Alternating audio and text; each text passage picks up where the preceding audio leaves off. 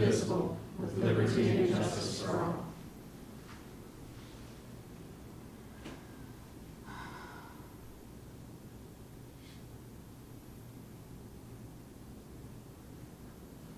Thank you.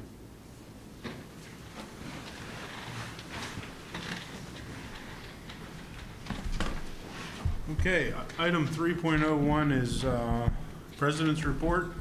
I've mentioned this several times. The staff is now really into overdrive, getting ready for the students to come back. I'm sorry, was that me or? That was me. Okay. The students coming back, and it's really starting to get into the swing of things, getting ready for students to come back. So appreciate everyone's efforts over the summer. We're all looking forward to a great start to another great year at the district. Right. Yep. A few items tonight. Enrollment as of today compared to last year is about 100 more students at 9,300, and it was at 9,200 last year, but don't count on that accurate number at this time of the year. A lot of things can happen from now till school starts. So there's a lot of discussions about placements of students and class sizes that Kurt and Mark are certainly working through. But just want to give you an update, not a major jump, but certainly a few more students. The Board of Education and myself have identified 6 areas for my goals, and I just want to highlight them tonight in brief. Communication and community feedback, learning and academic performance, fiscal leadership and management, building facilities, board governance and policy, and recruiting, mentoring, and leadership of a career ladder development. So those are the 6 broad categories, and we'll work specifically under those to develop actions moving forward, not only for the betterment of the district, but also for my evaluation. We look forward to creating a dashboard related to many of the academic performance metrics, and we're working on that as we speak for this fall, so we can begin to track our performance over time. And you'll be able to see trends over time very publicly and on the website. So I'm excited about that. As Mr. Norcross said, it's full on get ready for school. So we are so appreciative of all the work that's happening to get ready for school, from the cafeteria to the custodian to the teacher that comes in, to everybody working hours beyond their workday, just to make sure we're ready to go for August 22nd, the first day for students. For parents, just 2 things. If you haven't registered your child, please do so. Please do so. Please register. Go to the website. Under the parent tab, you can find the directions, or you can walk in here to 435 Stanley Avenue and register. Also, please, parents, if you don't have a Sapphire account, please get one. That's where all the formalities of education happen, whether it's report cards, progress reports, and most importantly, your bus pickup and drop-off time. If you want to know what bus time you have, get a Sapphire account. Those are live updated on a regular basis. So please, parents, register and also get a Sapphire account. We will have a parent newsletter go out before school starts, focusing on a few items related to tonight's agenda around attendance and making sure that you work really hard as a family to attend school every day. We are going to ask for improved behavior around being here, but also improved behavior, but also less distractions in the classroom. Along with those distractions, we're going to talk about cell phones, technology, reset in general tonight.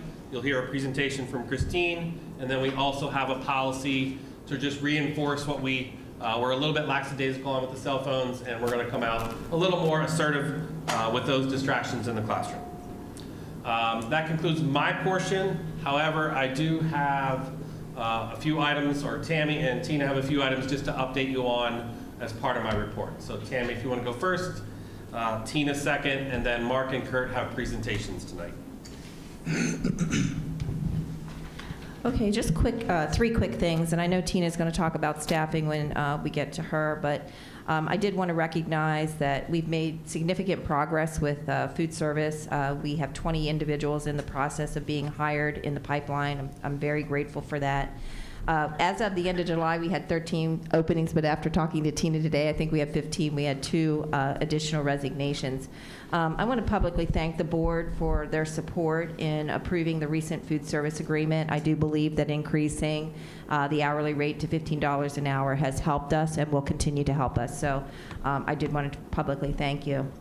More good news, because I'm usually the bearer of the bad news around here. Buildings and grounds, unlike the past few years, they're close to being fully staffed. Again, at the end of July, I think we had 4 second shift positions open, 3 at Caches, 1 at Camp South. Again, talking with Tina today, I think that's down to 2. So this is a shameless plug for anybody listening out there. If you're interested in working for the district, please visit the HR page and apply. We'd love to have you with us, and to see, our goal would be to see these divisions fully staffed. So, this time of year, what we hear from transportation, the question is when am I going to know what my child's transportation times are? So, Mr. Kirkpatrick is our transportation director down there. This information for the 24-25 school year will be emailed by the end of the day on August 8th. So to Mr. Bigger's comment, please make sure you're registered, make sure your student, you have your information in the portal, make sure we have an active email address for you. And additionally, that information will be available on the portal. I do just want to give a little caution, though, that due to ongoing registrations until we start school, please check the portal frequently, as the times may vary slightly from the information that you receive. And that's it. Okay, thank you and good evening. I'm going to go ahead and provide an update with our staffing. So we're going to start with our professional staff first. So as of today, the district is in the process of hiring 28 new professional staff members for the start of the 24-25 school year. Currently, we still have a couple positions open. So as Tammy said, this is my shameless plug. If anyone out there is interested in a professional staff position with the district, visit our webpage, give me a call, send me an email. I'd love to talk with you. Right now, as it stands, we have 1 learning support teaching position still open at the elementary level.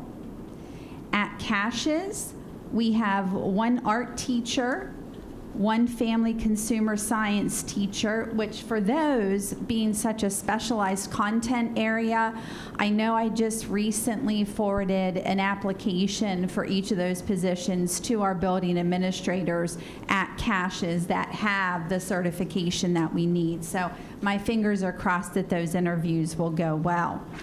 We also have 1 position at the Children's Aid Society.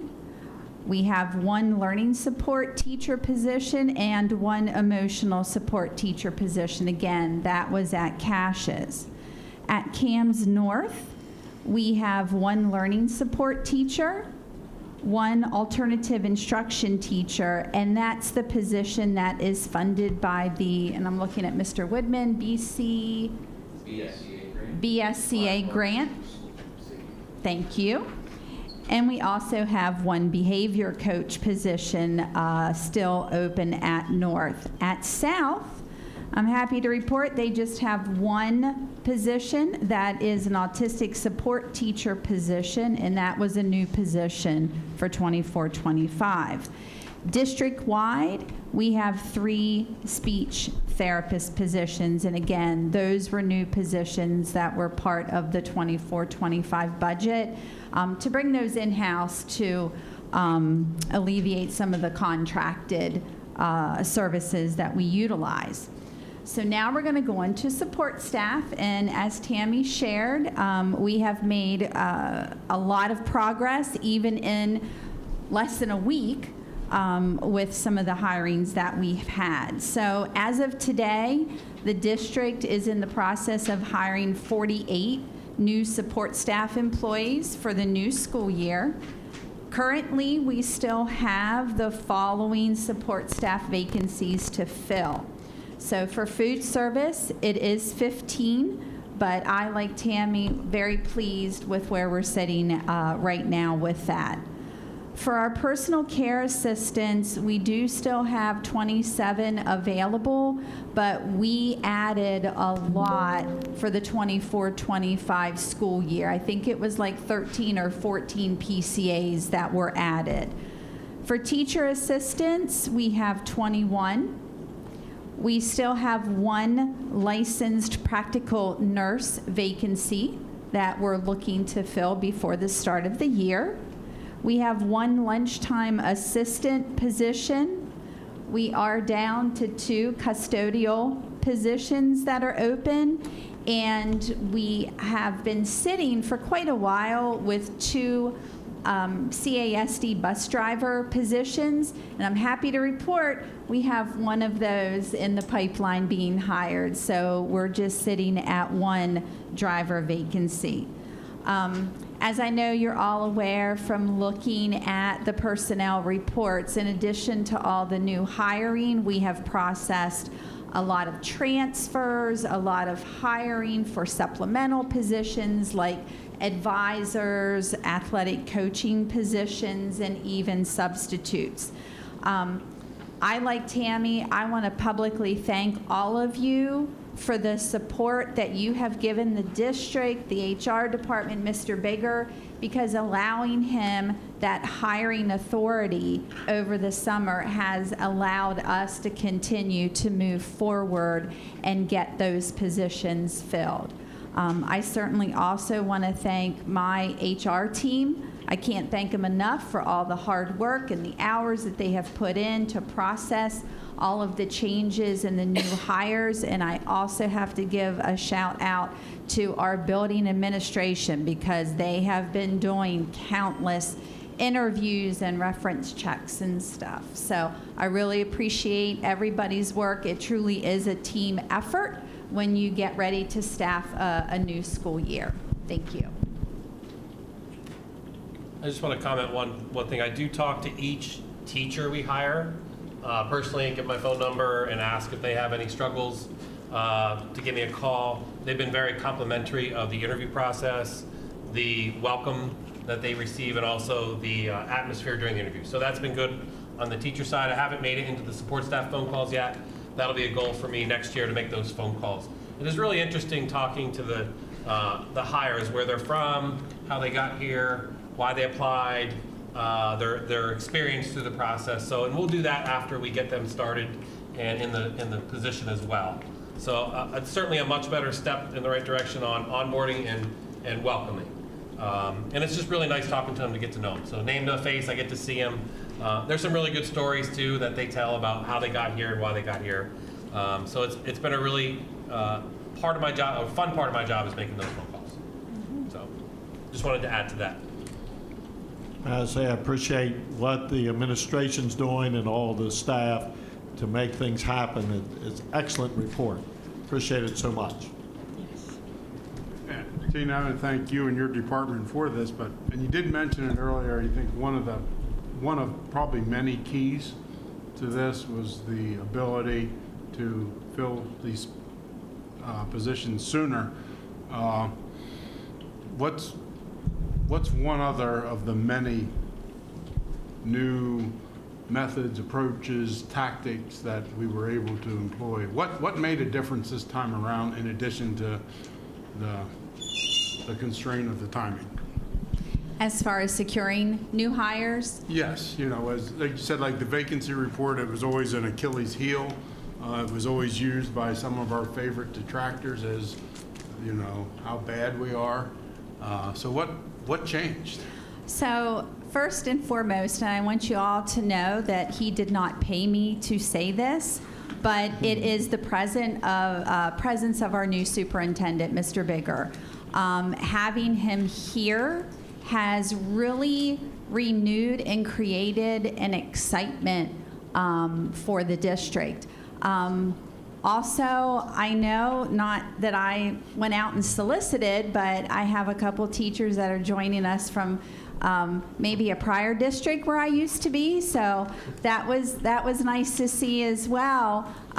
We had a job fair over the summer, so we had our presence out there as well. I know the transportation department had the banners out again on the buses. So we had our movable billboards, if you would. But, you know, again, I just think it's just a renewed positivity about Chambersburg, because I know I can personally feel it with my staff and with building administration. There is a really true sense of excitement as to what is going to happen in Chambersburg. Chambersburg is moving forward in the right direction, and I think people want to be a part of it. So if I was to summarize what you said in one word, would it be a misstatement to say culture? I don't think that would be a misstatement at all. Thank you. Tina, could you explain the personal care assistance and how that is covered? Because when people see that large number of personal care assistants, they perceive that people are not getting the care that is needed. And would you just explain that? Yep, sure, absolutely. So personal care assistants are needed a lot of times for our special needs students, and it's part of their IEP. They could need just extra assistance with focus or medical related assistance that's needed. So what tends to happen as we have students that leave the district, that need for that PCA is no longer there. But as we have new students come into the district, they sometimes come with an existing IEP and they need that personal care assistant. When we have personal care assistant positions that are in the process of being advertised, to get filled, we are filling that need by going out to contracted services, because first and foremost is the care of our students. But that's why it's such a juggling act going up and down with that number of how many do you need, and it really is based on the students that we have in the district. But again, there is no student here that needs a PCA that does not have that care. We just may be supplementing it, if you would, by using contracted services until we get that district position filled. Thank you. You're welcome.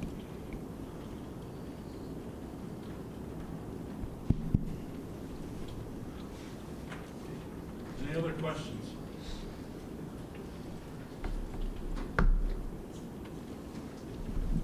Okay.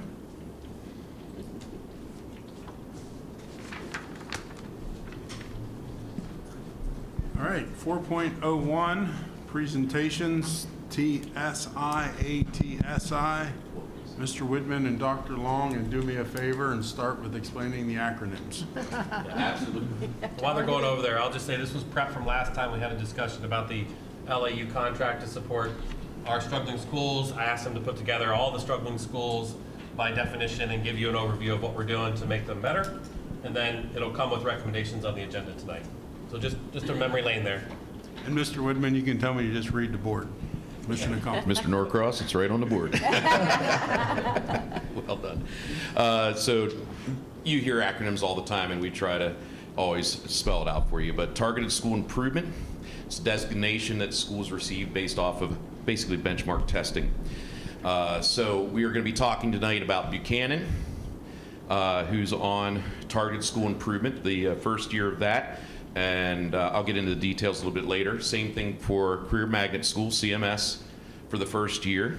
And then the additional targeted school improvement, Cash has been on it for a little while.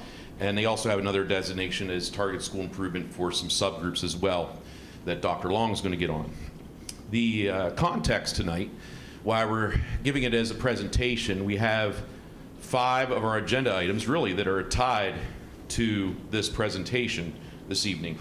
So if you look at your agenda tonight, 6.09, that's the approval of the Angie Buchanan, thank you, TSI plan. 6.10 is a CMS plan. 611 is for the LIU support that we spoke about previously for the CASHES ATSI plan. And then we have, as part of the plans to help with attendance and some of the behaviors, we have some adjustments of positions that I know that Dr. Long put in the weekly report that you got last week, and we'll talk a little bit more about tonight. So Buchanan, as I said before, it's their first year for being on this designation, and they are on for one reason, and that is for ESL, English as a Second Language performance of their students' proficient levels. When we looked at the data to see, okay, how did our ELL students perform, not only did we see that the ELL students were deficient in certain categories and reporting categories, but also the economically disadvantaged were, as well as the all-student group, but not enough to qualify for it to be designated as a TSI school.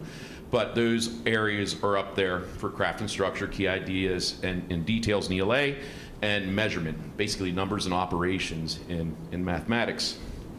They're going to be using Acadience this year, of course, their map data and open court reading to look at student performance. The Acadience is really a screener.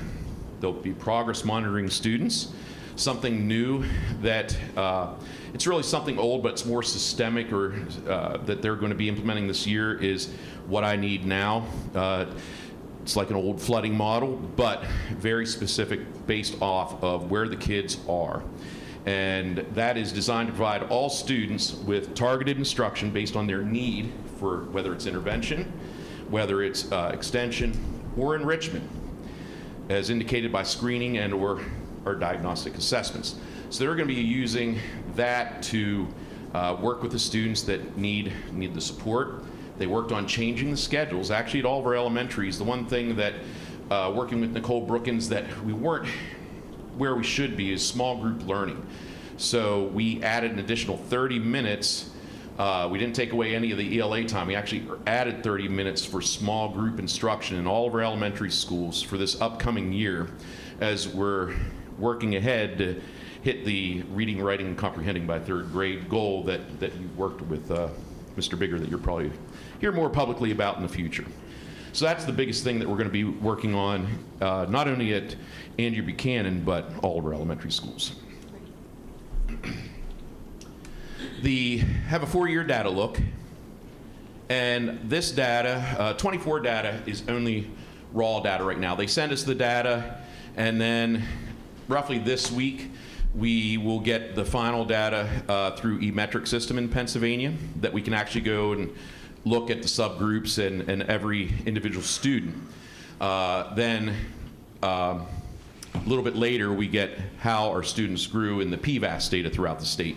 So right now, the data that you see for 24, I noted on the side, is not finalized. But this is how the students performed in ELA in third grade through the years, the last 4 years, including this year, fourth grade and fifth grade at Buchanan. And then I put the next slide on because this is the interesting thing. When we started to look to see how many students were tested in third, fourth, and fifth grade that were ELL students, they are on targeted school improvement for single-digit numbers. So I thought that was important for the board to know that so we'll look at third grade. In 2021, there's only 7 students that were tested in ELA, 7 in math.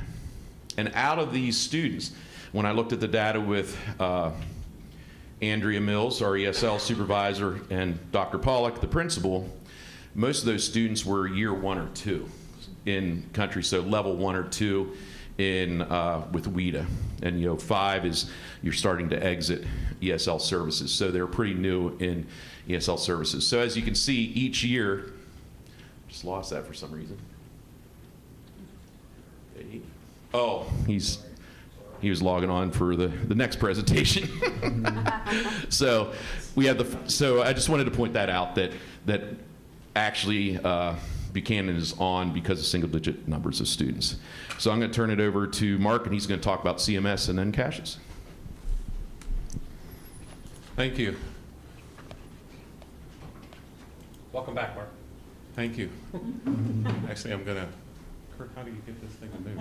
To the right. I'm pushing it. Dave might have to click back on since he got off of it. There you go. Thank you, sir. Sorry. That's okay. Just a commercial break. We were at a principals conference. We presented about restorative practice happening at the high school to a packed room. And there were so many principals that came up to Brad afterwards and said, we need a copy of what you're doing, please. Behavior is out of control. And he had statistics and everything about how much decrease of discipline he had just over this past year due to that restorative practice that the counselors and the assistant principals put in. So just congratulations to Brad and his crew about doing that and forward thinking. So it was a big hit.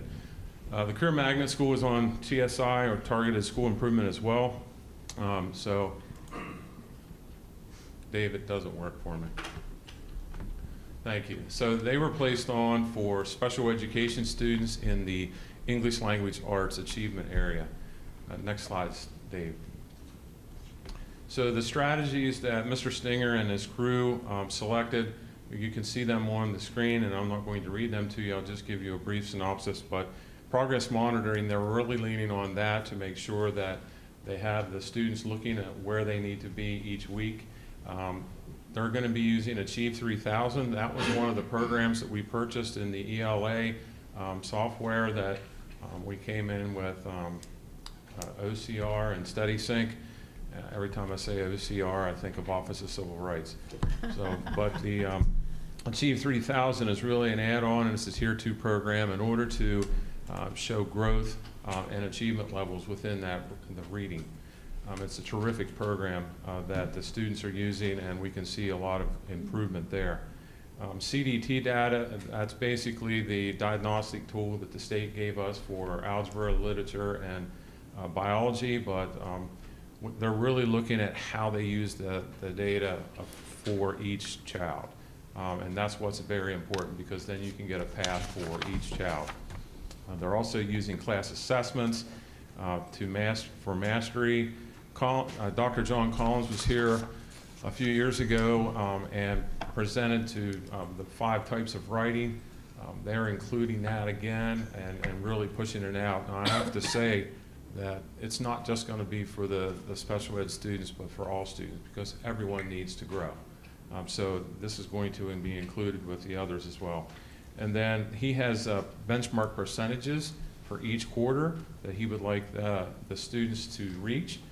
So they're going to really be looking at that as a measurement. And then he's already been adjusting the teachers to different grade levels and different classes in order for support. He's met with them, discussed their strengths, and he's putting the teachers where their strengths are. So the teachers are excited about this as well. Next slides, Dave. So their data, just remember, like Kurt said, 24 is not unofficial, but this was CMS as a whole. So 2255, 2351, and then 2454 in literature. Next slide, Dave.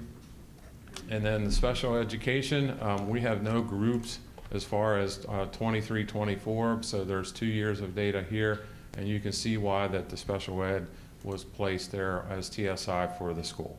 11.5% and 18.9%. Next slide, Dave. So this is Cassius. I'm going to review Cassius with you from the last time. I will say that Cassius has been doing an awful lot of work. They are on ATSI and TSI. That's both. So ATSI is a 3-year designation. TSI is a 1-year designation. So you want to try to get those TSIs off so that you can focus then back on what you're really moving on, and that's the ATSI. But what Lisa Schoenlieber,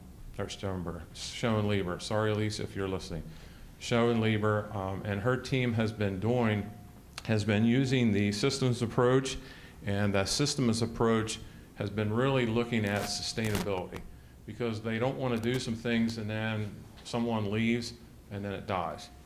So that systems approach then will move them forward, even if someone leaves or a few people change to different buildings, they'll have that program and that training through there so others can step up and move it through. They also use the 18 essential practices to guide the study. Those practices are included in the agenda item, and they will measure not evident, emerging, evident, and they're the kind of things you have. So Dave, next slide, please. The reason why they were on ATSI is special education, the ELL population for achievement and growth, attendance, graduation rate, and then for TSI for economically disadvantaged group, Black group, Hispanic group, and then the 2 or more races group. So they were for the academics as well. Next slide, Dave. So there are 3 evidence-based strategies that they're using in order to look at these things. The first one is the assess student learning, and that's basically on tier 1 level. That's within the classroom from the teacher. So as you can see, they're looking at CDTs just like CMS, one-to-one goal setting with students. I remember Kurt years ago did this with his middle school students. He made a data room, and that's what they're going to be looking at doing during mentor time, is sitting down with the students, getting their goals, because they're going to be looking at their data, and then they'll be making goals to see if they achieve them throughout the year. And I think that's really going to make a difference, because once again, you're going to have relationships built with the teacher and the student. A schedule time for PLCs. Then there's going to be trainings for assessment tracker for principals and some of the core teachers. The IU is going to continue with the common assessment training and finish that up. And then Ames Web progress monitoring for the special ed students throughout. Next slide, Dave. Strategy 2 is effective instructional strategies. You can see the universal design learning. That UDL is basically a service to make sure that all students, no matter what level they're at, can be reach, I don't want to say proficiency, but reach gains and things like that throughout. And that's in the electives. They didn't want to leave the elective teachers out because they are part of the process as well. Then best practices training, you can see there experimental learning and planning, engagement in student autonomy, cyclical assessment and differentiation, and then curriculum and lesson planning time. They are very important to basically the teaching and learning strategy for the staff. And then also the incorporation of the WIDA prep into the regular education structure. Next slide, Dave. This is a big one as well. So they're focused a lot on ESL. So the ESL teachers will, and the regular teachers will meet in data meetings together. That's very important because they've been separate. So they need to be pulled together. They need a manual made for the EL teachers. And then they also want to do a warehouse of all the data for the students in the WIDA for the different levels, so they can actually track the students very easy. I think that was a great idea that was brought out in the one training, or not the training, but the one meeting that we had. And then the training ESL teachers, how to monitor, reclassify ESL students, and then conduct language use inventories.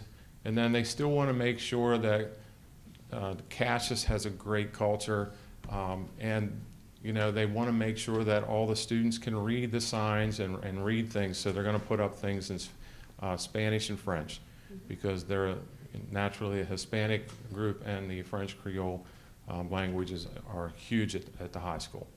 Next slide, Dave. Then the last strategy is peer coaching and peer partnering, and this is for teachers. They're going to be starting this by December 13th. They want to make sure that they can schedule these teachers to do things like this, and really have some partners that can make some suggestions to each other. That's been proven through research that it really, really works. Mm-hmm. Next slide, Dave. We're looking at the 3-year data look for Cassius for all 3, and the reason why I put all 3 is because each one of the subgroups are different as far as which one of the areas that they have. So this year you can see, once again, it's unofficial, but they rose to 54.7 right now. Algebra went up to 21.1, and bio went up to 43.8. Next slide, Dave. And then these are two-year data subgroups. As you can see, these are some of the reasons why that they were put on there for ELA. Next slide, Dave. Then Algebra 1 is next. And you can see that the 1 year had not enough data. Sorry, I'm a little stammering there. Not enough data, but the percentages were low enough that they were ever put on for those subgroups. Next slide, Dave. And that is it. Thank you very much. We do have, like Kurt had said, those agenda items that were there that he mentioned are all tied in. The two for adjustments and also the attendance assistant superintendent for attendance. That's not good. Assistant principal. Because Cassius is on the subgroup for attendance and also for graduation rate, if we get the kids to school and we maintain them, they're going to naturally approve graduation because their academics will be improving as well. With all the different things that they're doing at the high school, it's really amazing. And what we saw out at the principal conference, they're doing really good work. I'm just going to have to say that. They're really doing good work. And it was evident with what they presented and what we were doing. We got together at different times throughout the conference and said, you know, we're doing this real well compared to other schools that are just coming into it. They're just emerging into it. So really looking forward to the next couple years of scores and getting things rectified. And publicly, I just want to say thanks to Brad and his crew. Thank you for the presentation. I'd like to. It was hard to read, but I appreciate the context that you put it in. And I think the hardest part is knowing you have a problem, and then from there, okay, what's the way ahead? And I believe there's a way ahead, and I think we're going in the right direction, and it will take time. So, but thank you. Thank you. I'd like to also add, I'm very impressed with your presentation and that you have this detailed plan now of how you're going to address the needs and all the strategies that were outlined. So kudos to everybody who's pulled this together. It's great to see it pulled together. And that 30 minutes in ELA is just softens my heart that they're going to get that extra time and extra help, which goes back to having them be proficient in 3rd grade. So it's a comprehensive plan, and the staff will know where we're headed, and they already know that to some degree, but to see it in print and know that there's hope for lots of good things to happen this year, I'm very impressed with. So thanks to all who have participated in this, especially you two. Thank you. Yeah, thank you. One thing that's unclear to me as I look at this, I'm still on the last slide, for example, if you look at the data, it says economically disadvantaged 48% 2 years ago, and then last year, 9.2%. I don't know where we're supposed to be to get off of TSI and ATSI, and I wonder if that's something that could be added in the future when we do these types of presentations, because I think the content is good, but the numbers don't necessarily mean a whole lot to me if I don't know what number we need to be at to be off of the plan. Does that make sense? Mm-hmm. And obviously, even if we were off the plan, that doesn't mean I don't want to see growth, right? But this has been a big deal for us, and so that's a question I have. Maybe even for a future meeting. Absolutely. Am I correct that on another slide show that there's some goal numbers that are there? Yes.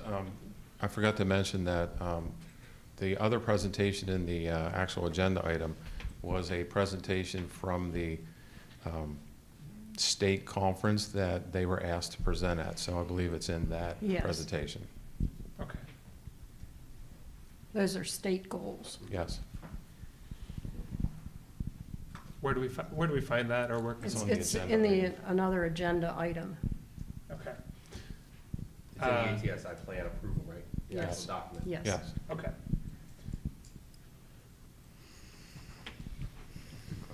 Any other questions? Thank you, Dr. Long. Thank you, Mr. Whitman.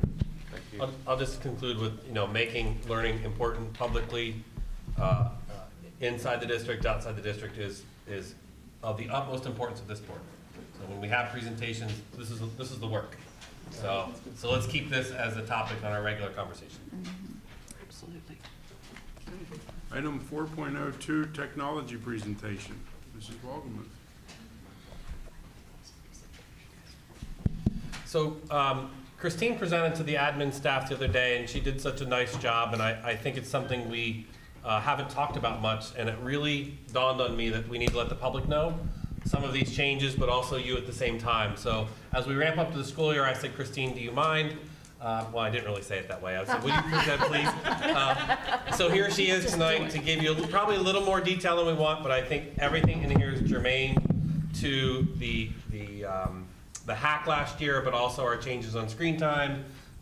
It relates to cell phones. It relates to sustainability of devices, iPads. So just sit back and enjoy, but also it's not something we've talked about, so it'll be a lot of new information for you. Okay, I'm going to start off with Chromebooks. Chromebook allotments, what we're going to do is we were previously one-to-one, so we have pulled those back to the buildings for K through 8, and I believe that Mr. Bigger has communicated that as well. And so we're doing things a little bit differently this year. We have collected all of the Chromebooks, which is a lot of devices, over 8,000 devices. We're working on fixing devices, distributing devices. Next slide, you'll see we're also working on iPads. So we're extremely busy right now. We do plan to deliver our iPads, our Chromebooks to the schools coming up next week. 8/12 is also the day that we do new teacher induction as well, as a follow-up to the beginning of when we were talking earlier. CASD device policy, Mark has worked with the principals on a student handbook for damages, fees, and discipline. So I know they worked hard, so thank you for doing that. And also we're making another huge change. There will be no insurance for K to 8 because we're pulling those back to the buildings. We did form a task force, and our task force was to look and to work with the principals and our administration in looking at, and also teachers as well, in looking at what devices would be best for the district. So that we were looking at the high school. And what we decided to do is we moved from the Chromebooks to iPads at caches. So it is a complete reset. Everyone is very excited about the reset. We're looking at professional development. When I say level 1 integration skills for the first year, that's just really substitution at this point, figuring out how we can use the iPad in the ways that to use comparable lessons and how you do that. So just basic for the beginning year, and then we'll begin to grow. CVA will continue to use Chromebooks. Not all of their programs that they're using are compatible, so they will continue with those. And for the high school and also CMS, there will be a lower fee. It's going to be $10 yearly and $5 for free and reduced. And just for clarity, the K-8 Chromebooks are staying in the buildings and not going home, is how we're able to do the no insurance fee. Okay, so new software that we have coming up. Another change that we're making, and this is to make sure that we're communicating for our families and that they can see. We are going to be using a program called Vanco instead of the one-to-one, and that was the insurance program that we used before. So the Vanco system is how they would pay the insurance fee. The nice thing about the Vanco system is the amount that, if there's anything owed, it will show in the community portal. So much better communication, making it easier for families to see any debt. SmartPass, this is a digital hall pass system, and that's going to be implemented at the middle schools and also high school and CMS, so all of our secondary buildings. We've been working with Gary Carter on that and our principals, so just another tool to make sure we're controlling the flow of traffic out in the hallways as well. Final Site, that's going to be our website software. We are going to be coming out with a new website, and that will be the end of this year, the December, January timeframe. So there is a lot of data, if you've ever been to our website, on the website. So we're working on transferring that all and getting everything set up. So we're excited for that to come as well.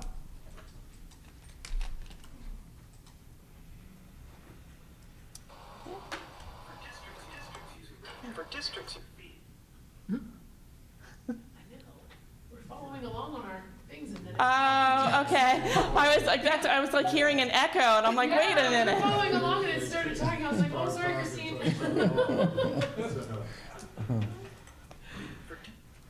So the audio isn't working, but it's okay. Where you? You were delayed. Yes, delayed start. The big thing that I wanted to show here was the pay with RevTrack, and that's an example of a community portal account.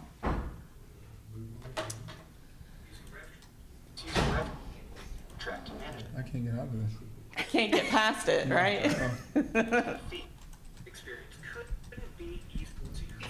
So, that's right. I don't know how to do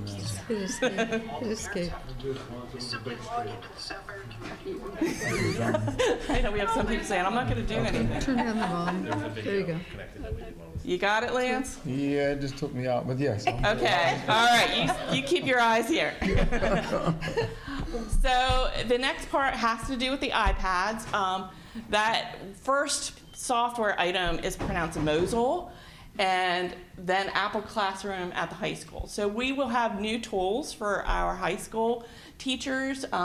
We were using GoGuardian, and we still are, but that doesn't work the way we need it to for the iPad, so we're implementing a new, it's called, and I'm going to do acronyms, but I'll tell you what they are. It's a new mobile device management software, so in tech we call that an MDM.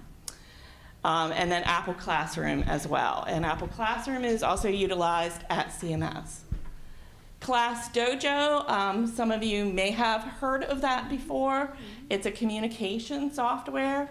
Class Dojo has offered that to districts free for a lifetime. And it's a great communication tool. It has 130 plus languages. So we're very excited. We started pushing that out this week and getting it set up. Google /Sapphire, this is really cool. Google is working directly with Sapphire, which is our student information system. And they are working on, for Google Classroom, syncing grades. And they're expecting that to beta in Q4, which is around December. So hopefully we'll start seeing that and be able to use that.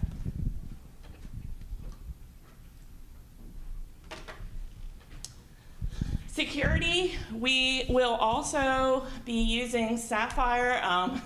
This one is kind of funny, MFA and SSO for CWP. So I'm sure everybody knows what that means. So MFA is multi-factor authentication. So whenever you go to something online that you need to log in, like your bank account, you have to verify that it's you. So we will be doing that with Sapphire to protect our Sapphire data. And also we're implementing SSO as single sign-on for the community web portal or our portal. So it'll make it, in essence, what that means is it's going to make it easier for our students to log into the portal because they don't have to remember a second login and password. Vulnerability assessment, we're working on setting up a vulnerability assessment. We are working with the National Guard to schedule a vulnerability assessment and a pen test, which is a penetration test. And then also another acronym, clever IDM. IDM stands for Identity Management. So we're doing a new identity management system for our passwords for our students to ensure security.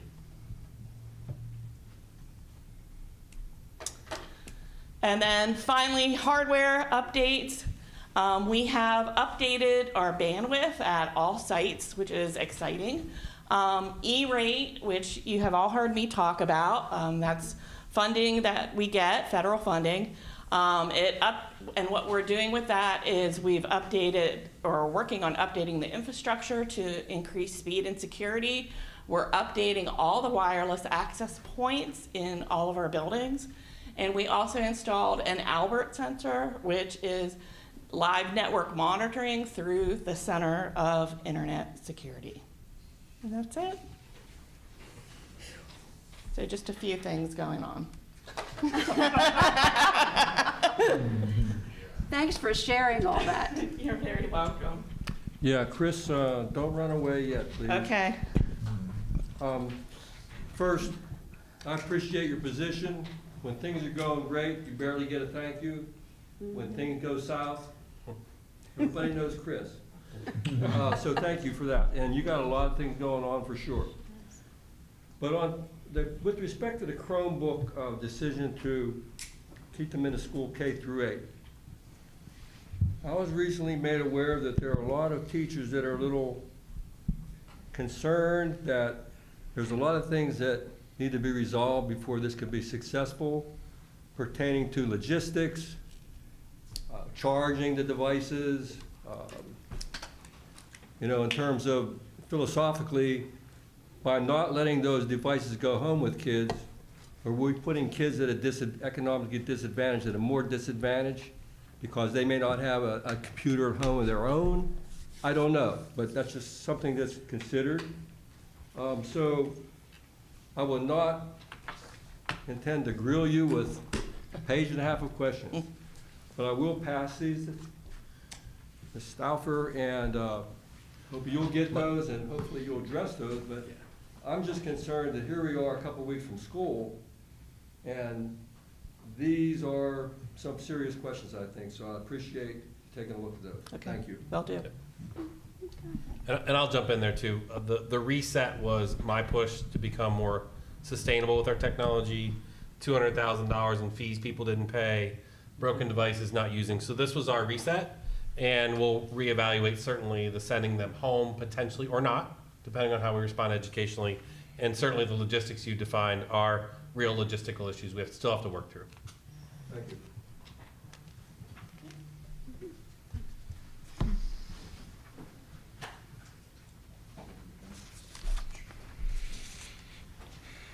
And Christine, I promise I'll never have you touch every device in the school district ever again in one summer. Because they're touching every device this summer for every student. That was a big lift and a big ask, and they haven't complained yet that I'm aware of. I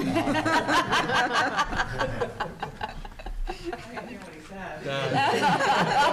No one's complained for touching it. Dave, you're going to put up the next presentation. Well, as he gets that up, I'm up here to talk. I'm kicking off the architect update. Chris asked me to talk about the CESD blueprint and some of the work that's been done at the end of the school year and throughout the summer. I've been very lucky to work with 25 individuals over 3 days that we met with a guiding coalition. This guiding coalition was made up of 25 folks, mostly teachers and some administrators from all levels, from kindergarten teachers to CMS teachers, high school, librarians, interventionists, the whole gambit. It was a phenomenal group to work with. They gave up 2 days of their summer to come in 1 week, actually. Chris and I gave them homework to study a blueprint of the state of Maryland and to read an article on, give me the name of the article, the 9 building blocks. 9 building blocks. World-class education. Yes. And we discussed these articles. We talked about what's going well at Chambersburg and what pillars we need to focus on in Chambersburg to improve and really to build that 2030 blueprint that is going to drive, some of the building studies that we're doing right now. So our next meeting, Dr. Long is running, and that's in like a week or week and a half, next week.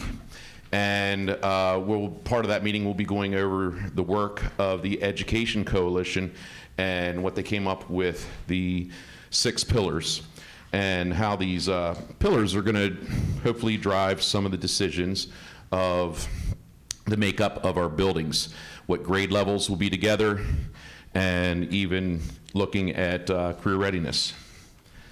So it's a very exciting time as we looked through that 2030 vision. And if you would take it to the next slide, Dave, as soon as you can.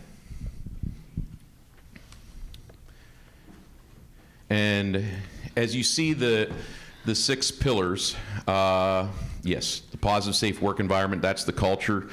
Mr. Norcross, that you said in one word, is kind of the underlying pillar. But we have early childhood, high quality teachers, career readiness, resources for all, and accountability. And I'm going to talk a little bit about how that affects the presentation that you're going to hear. So under Pillar 1, when our group talked about early childhood, we need to expand our early childhood programming. We need to catch kids earlier. We need more early intervention support. We need more space for OT, PT, our AS students, our LS students, our ES students, and our ELL students. So that's occupational therapy, physical therapy, autistic support, learning support, emotional support, and our English language learners. The Pillar 3, when you look at career readiness, this is a big one. You heard a presentation that we talked about Ignite. So we're talking about what can we do in our district, not to replicate what's going on at the Franklin County Career Technology Center, but to introduce some, if you want to call them colleges like they did at the Ignite Center, some colleges that would support our kids and even our school district, building our own, like a teaching college, a biomed, robotics, could be design, could be logistics, could be aeronautics. We still have to determine those. But that's very exciting that we could offer something for that. There's 350 kids that aren't getting what they want. And so when you look at also Pillar 3, the career readiness, that could be adding a 5th special in elementary. We had long discussions about we need to really revamp and relook at what we offer in our related arts, so it drives towards the end. So more options, maybe something that's STEM related or even foreign language related in the elementary were some of the ideas that we still have to vet out for the elementary division. But the middle school would be more exploratory, at least in 6th and 7th grade, looking at what more can they do to support kids going to FCCTC or maybe our Ignite, and something that's connected there to look at what our offerings are currently, are they relevant, and do we need to change anything there? And then once you get to the 9 through 12, more related arts that are student choice. And then under Pillar 4, resources for all that could help drive some of the building would be equal access for our special needs in all of our elementary schools, building equity or comparable spaces. That's small group rooms. We're in desperate need where we can pool some small groups. I talked about all the special needs classrooms just a moment ago, but even looking at gyms, classrooms, libraries, specials, and intervention classrooms. So really, several of the pillars are going to drive what we want to look at in our ideas that Dr. Witham is going to be presenting, and Mr. Badia is going to be on the phone. He called me earlier. He was stuck in traffic on 81, maybe because of the weather. There was an accident, so he turned around so he could get online to join us. So I'm going to turn it over to Dr. Witham. Thank you. Thank you. John, are you there? I am. All right. And while I get started, tonight's presentation is certainly a work in progress. There are certainly things you're going to see today that are not final. This is us sharing with you in real time where we are in time and place. So it's not a finished product. There's certainly a lot of decisions that need made, but we feel we need to update you on a regular basis and the public about what is coming. So please don't be overly excited, good or bad. Understand it will change, but this is the time where lots of questions and your feedback will be important to us as you hear it for the first time. That is exactly the point I was going to make on this first slide, that there are so many moving parts that are still emerging that I think it's important that you understand that what this is a report about is the progress of the research, not necessarily the recommended outcome that you'll hear from your administration when you get to the end of the process. But we've now touched on all aspects to some extent. You can see we've got some checks there that are fully colored in. We've got some that are still transparent because we're still working through some of those pieces. We know already that when we went into this part, that you had a number of schools that capacity-wise, given the way that they're scheduled and the expected enrollment, that you're fine. Others that you're going to need to take a careful watch over the next couple of years to see what happens. Some that are overutilized, they're overcrowded, and some that are underutilized. Almost, you know, you're kind of in that middle zone. You just got to see which way they're going to go. And then you have schools that are, again, either for being above the capacity that would be recommended to efficiently deliver the educational program, or below the capacity where you begin to have a totally different experience because you're in a building that's, you know, only half full or 60% full. But they're identified there, and those are still based on the current capacities that we've calculated. When we were here in June, we talked about two sets of questions, and this has really been the summer's work of the administration. First, what programs do you want to keep, change, add, or end? And that discussion is ongoing. And that leads to a second set of questions is, where can those programs best be located? What facilities can accommodate those programs? What are changing programs impact on capital improvements? And whatever you put in place, we want to make sure that in a year, 2 years, or 5 years, or 10 years, you're not necessarily having to revisit them again, but they can weather the foreseen demographic and population changes that are expected in the district. We know, again, not that all of these things would need to be employed. This is based strictly on the numbers and other districts that we've worked with over the years that have had similar kind of variables. And you can see that you have the ability to address aging infrastructure, create an equity is in terms of what one student experiences in one building is the same that they would experience in another building. Decentralizing your special education services. I'm not going to read them all to you, but all of those are possible. Not that they're necessarily going to be employed, but those are the things that we can see from the numbers that could be investigated as you begin to move forward. And in all of these, of course, it's contingent on staying within the financial means of the school district and not strapping your stakeholders to a plan that is financially impractical. So, based on the numbers and with the goal of increasing efficiencies, these scenarios have kind of emerged for discussion. And what I'd say again about them is there's not any one that at this point in time, at least prior to our last meeting, that were off the table. But we kind of went through them with the educators and talked about them. As we go forward in the study, some of these things are going to fall off the table, either because of cost, the age of buildings, where the buildings are geographically located, your ability to expand core spaces. If you want to put more kids in a building, will the cafeteria fit them? Will the parking house the population? All of those kinds of things. So again, I know it sounds like a broken record, but I really want to make sure that you understand that we're not recommending any of these things. What you have to decide is what's right for your district. We just want to provide you with the data that you can organize and then make sound decisions from.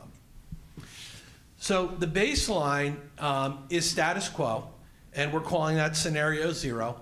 That's where you would maintain all of your 13 elementary schools.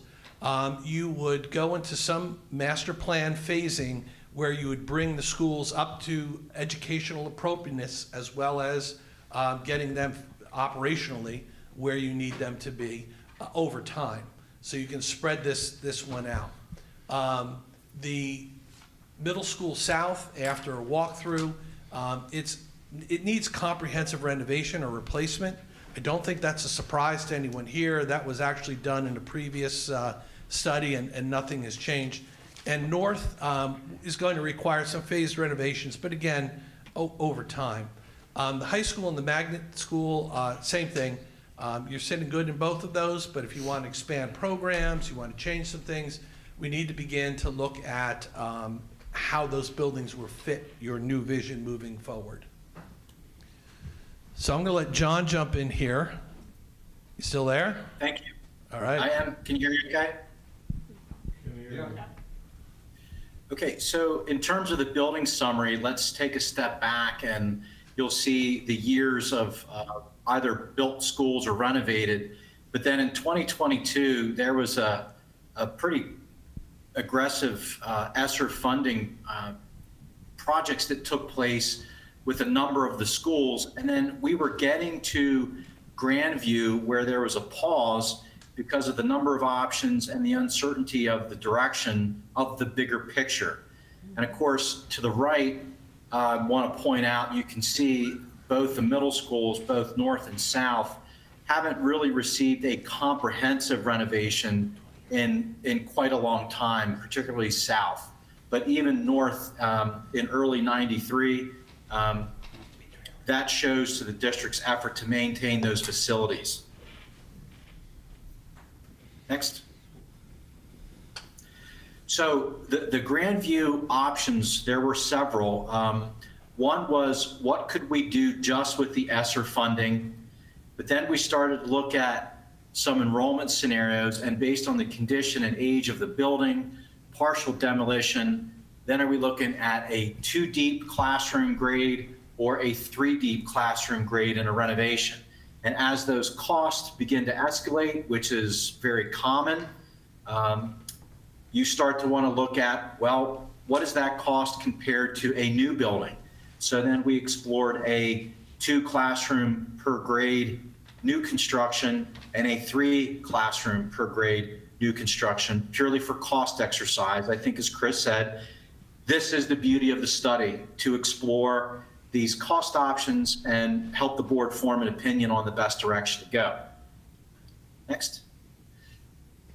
So here again, we updated this slightly because when those costs were shared for Grandview back in 2022 and 2023, there's always a projected time for the project to go to construction. So now we're saying what those costs were, what they should be considered for 2025. Obviously, nothing's going to happen before the end of this year. So some continued cost escalation, but it is not as significant as we've seen in the previous years. But the ESSER scope only, which is essentially mechanical systems, is a $3.5 to $4.5 million option. Then you can see the 2 and 3D range from, as low as 13 million for the 2D to almost 20 million for the 3D. But then look closely at the replacement cost. In a 2 and 3 deep scenario, this is always the analysis that we want to do during a study, so a board can say, rather than go through a phased occupied renovation, what is the best long-term solution? And the differential between a 3 deep building and an ad reno versus a new building is very, very close. I'm not diminishing the fact that $2 or $3 million isn't significant, but when you look at a 40, 50-year decision, that's the kind of information we want to bring to the board to help guide the decision-making process. Next. So we also looked pretty closely at CAM South, and this budget that we had prepared last year was a full renovation, but it did not address the long-term vision and educational vision of some of the broader things that you heard discussed tonight and that we've been discussing over the last few months. Obviously, with the building in its state of construction from '72, it's no surprise that every major system in the building, from mechanical, plumbing, electrical, communications, and finishes, all throughout the building are well beyond their useful life, and they would require complete replacement. Next. The budget for that at the time when we had presented it was about $42 million. So again, for comparative purposes, these are total project costs. So when we are presenting costs, we want to make sure the board understands it is inclusive of all construction, including site work, but then we carry allowances for testing and inspection, financing, loose equipment, permitting, commissioning fees, and so forth. That cost would be closer to $44 million if the board were to proceed with a similar scope that would take us into 2025 with its escalation. So, cumulatively, we start looking at what were we contemplating, and when you take CAMS North, that we had also provided an estimate of about $24 million, which I've escalated to $26 million. You factor in CAMS South, and for Grandview, I pulled the 3-classroom ad reno at about $20 million. We're starting to look at a baseline of about $90 million, which is really focused on infrastructure improvements, and that's a significant dollar amount. If you were to add the educational improvements and things that we're talking about to develop equity, that's going to trigger some significant additions, which could take these 3 buildings easily into the $120 to $130 million cost range. Now, we're sharing those numbers. They are very significant. We plan to come back with detailed estimates and concepts of whatever options the board and the administration asks us to fine tune. But as a baseline, this was intended to show an option 0. There's a significant cost with just doing the infrastructure alone. Next.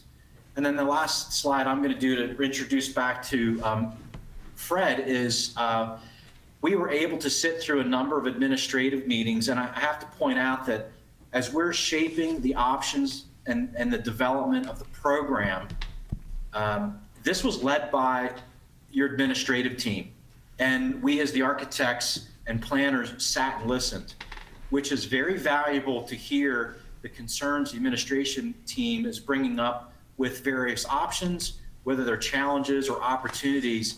It gave us an opportunity to listen to the direction and help kind of shape that vision as we go forward, which is the next slide.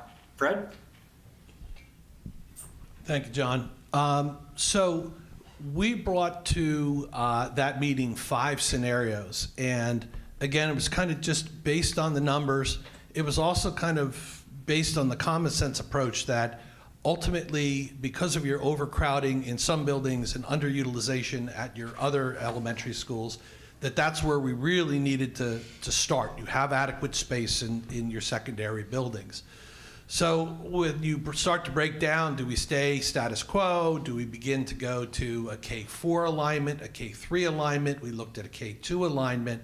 And actually the 6th one on there, which is K2 as well, came out of that meeting. And it was discussed. It was then kind of put in with the other scenarios for coming out of that meeting, what the educators felt were most appropriate educationally. And I don't, Dr. Bigger, if you want to add. Thanks for the promotion. I'm not a doctor. Oh. That's okay. Staying the holiday Inn Express. Yeah, I did. Yeah, we doing this work for a long period of time, understanding a change process, narrowed down to what we think we could handle. Scenario 6 is still a consideration. I know there's a strike through it, but we know it'll be an option variation from what's up here. But we felt going down this process from transportation discussions, cafeteria, educational programming, we can make these work after we design our education and then look at costs. I'm sure that'll change, but we wanted to bring to you viable options and start working down paths. And we also wanted to show you we were creative and thought of options that didn't make sense. And we did that. You know, like an 8 to 12 high school necessarily didn't make sense, but we had to explore what didn't make sense. And then scenario 5 was the same thing. How many more transitions do you want someone to go through? Or every 2 years you're changing school. But we felt we needed to do that. And so this has been a wonderful process. Mark Long led the process with the staff. We've had one meeting and this is where we ended up. We have a couple more scheduled to keep going. So it's been really interesting as it's been stated of listening to the staff respond to this. What was really interesting is none of the staff were really overly worried about any of the options other than, can we do this? Can we really accomplish this? Is this something we can really do? So it's been really fascinating. I'd give you a doctorate. Thank you. I would. One in common sense. Thank you. Absolutely. And it is, and again, it is great to work with a district where people understand the big picture, they're moving through the parts, they're not jumping to any conclusions, and they're really tearing this apart, putting this back together, and communicating it well. So scenario 1 was realign K-4, 5-6, 7, 8, 9, 12. If you maintain status quo and you wanted to keep your attendance lines very close to where they are now, you would require multiple additions at your elementary level in order to keep the kids going to those schools. In this scenario, by removing 5th grade from the mix, you have the opportunity to realign your attendance boundaries, and you can potentially repurpose 2 elementary schools. If you wanted to go through an addition or 2 on some of the larger or smaller elementary schools to bring them up to the same size as the larger ones, you could potentially repurpose a 3rd and a 4th. As far as middle schools, to go to the 5, 6, 7, 8 alignment, if you're going to use the 2 buildings, regardless of what you use it for, South is going to require that comprehensive renovation.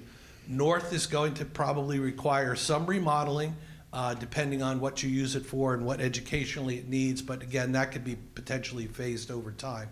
Or you could choose to build a new 5, 6 or a new 7, 8 and repurpose one of the existing elementary schools. So this chart is to show that you still have a lot of flexibility. There's probably hybrid models of these that are going to continue to emerge that we'll look at over time.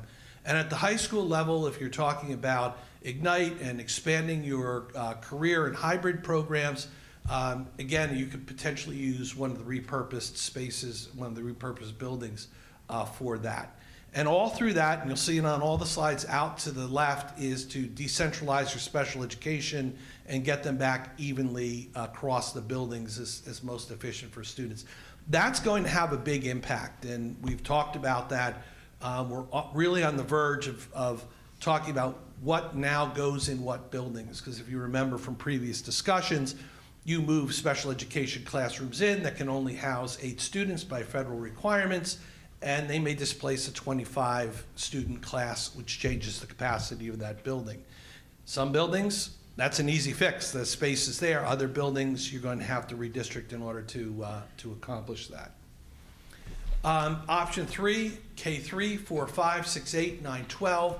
I think the biggest difference in these is that when you drop 4 and 5 into a new building, now you have up to 5 elementary schools, 4 that you're likely to decide you're going to repurpose.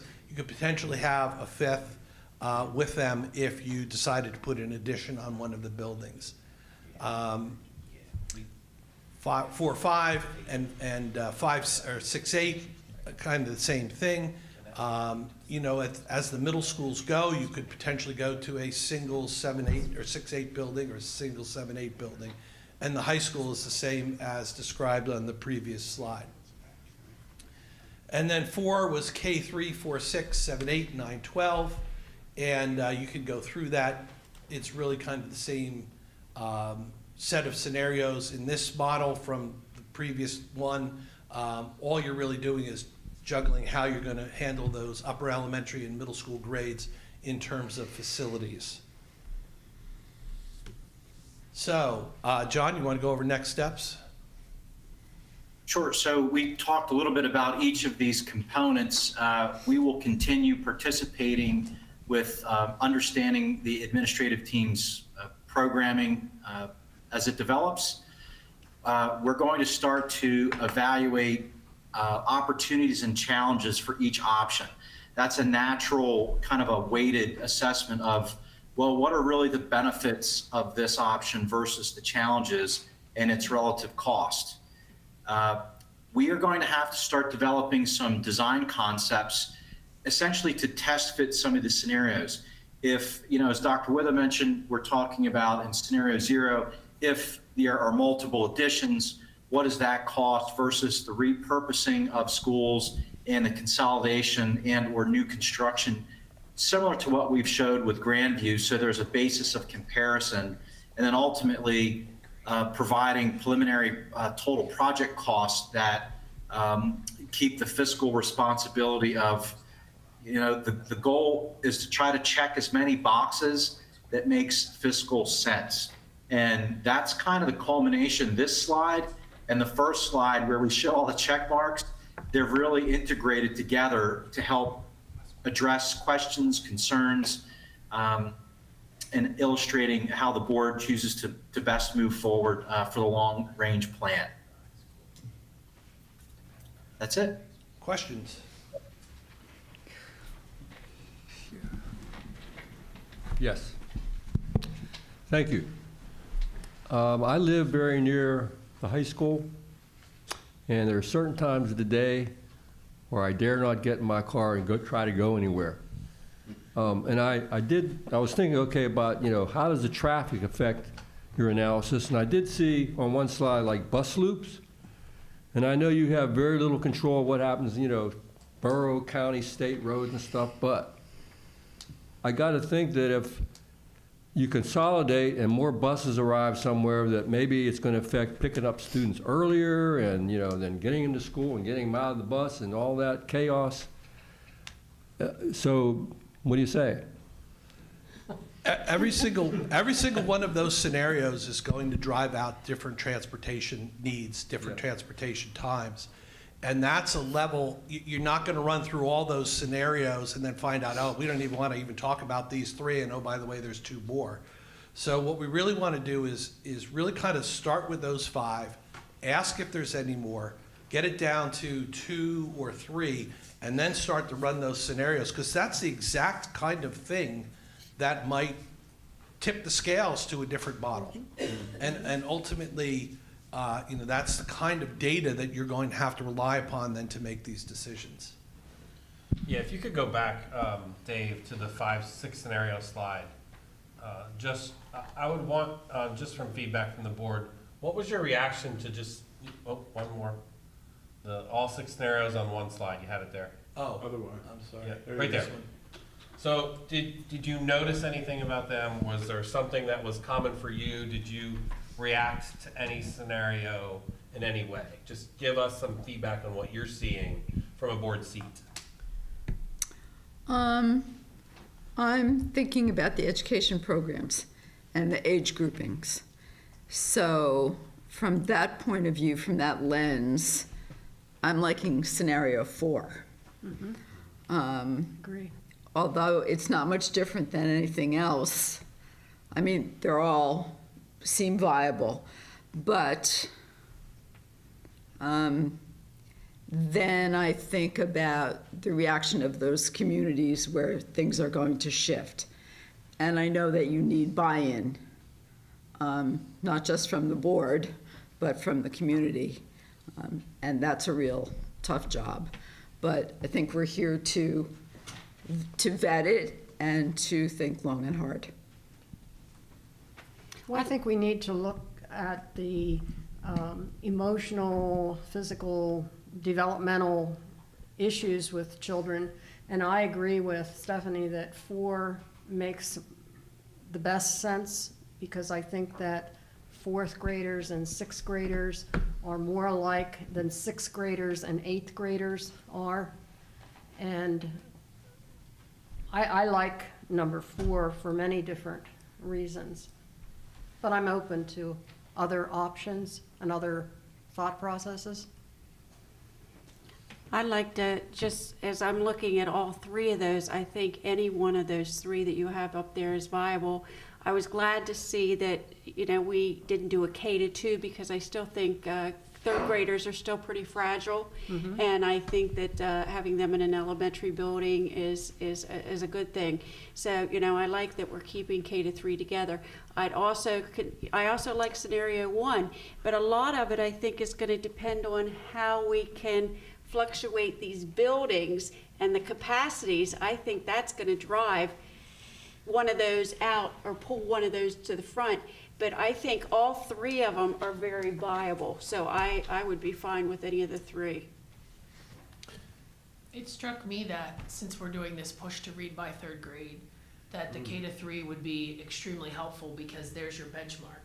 By the time you're out of this building, you are a proficient or advanced reader. So that kind of ties in with stuff that we've already been talking about. That just jumped off to me. Again, all of them are, as long as it goes along with everything else, because it's not 1, 1, and 1, all these moving parts. But as soon as I saw the K-3, it made sense to me based on 3rd grade reading is the benchmark. You can read by the time you leave this building. And that's to me, that's a very solid consolidation of what it is that we're trying to do. So the ones that were K-3 are the ones that kind of popped off the page to me. And I also think that it's really important to get the 5th grade in another setting, because they're in most cases they're ready for it. Some of your 4th graders can still be pretty fragile too, and if you do end up, because of the confines of pricing and so forth, if you end up having a 4th grade with the K-4, I think that sometimes those 4th graders being the oldest in the school is a good thing for them too, for their whole self-esteem and everything. So like I said, I think it's just going to come back to how many buildings we have and how we could switch it and range it and be fiscally online with what we need. I think all 3 are wonderful, and I think it's really a great approach to make these changes.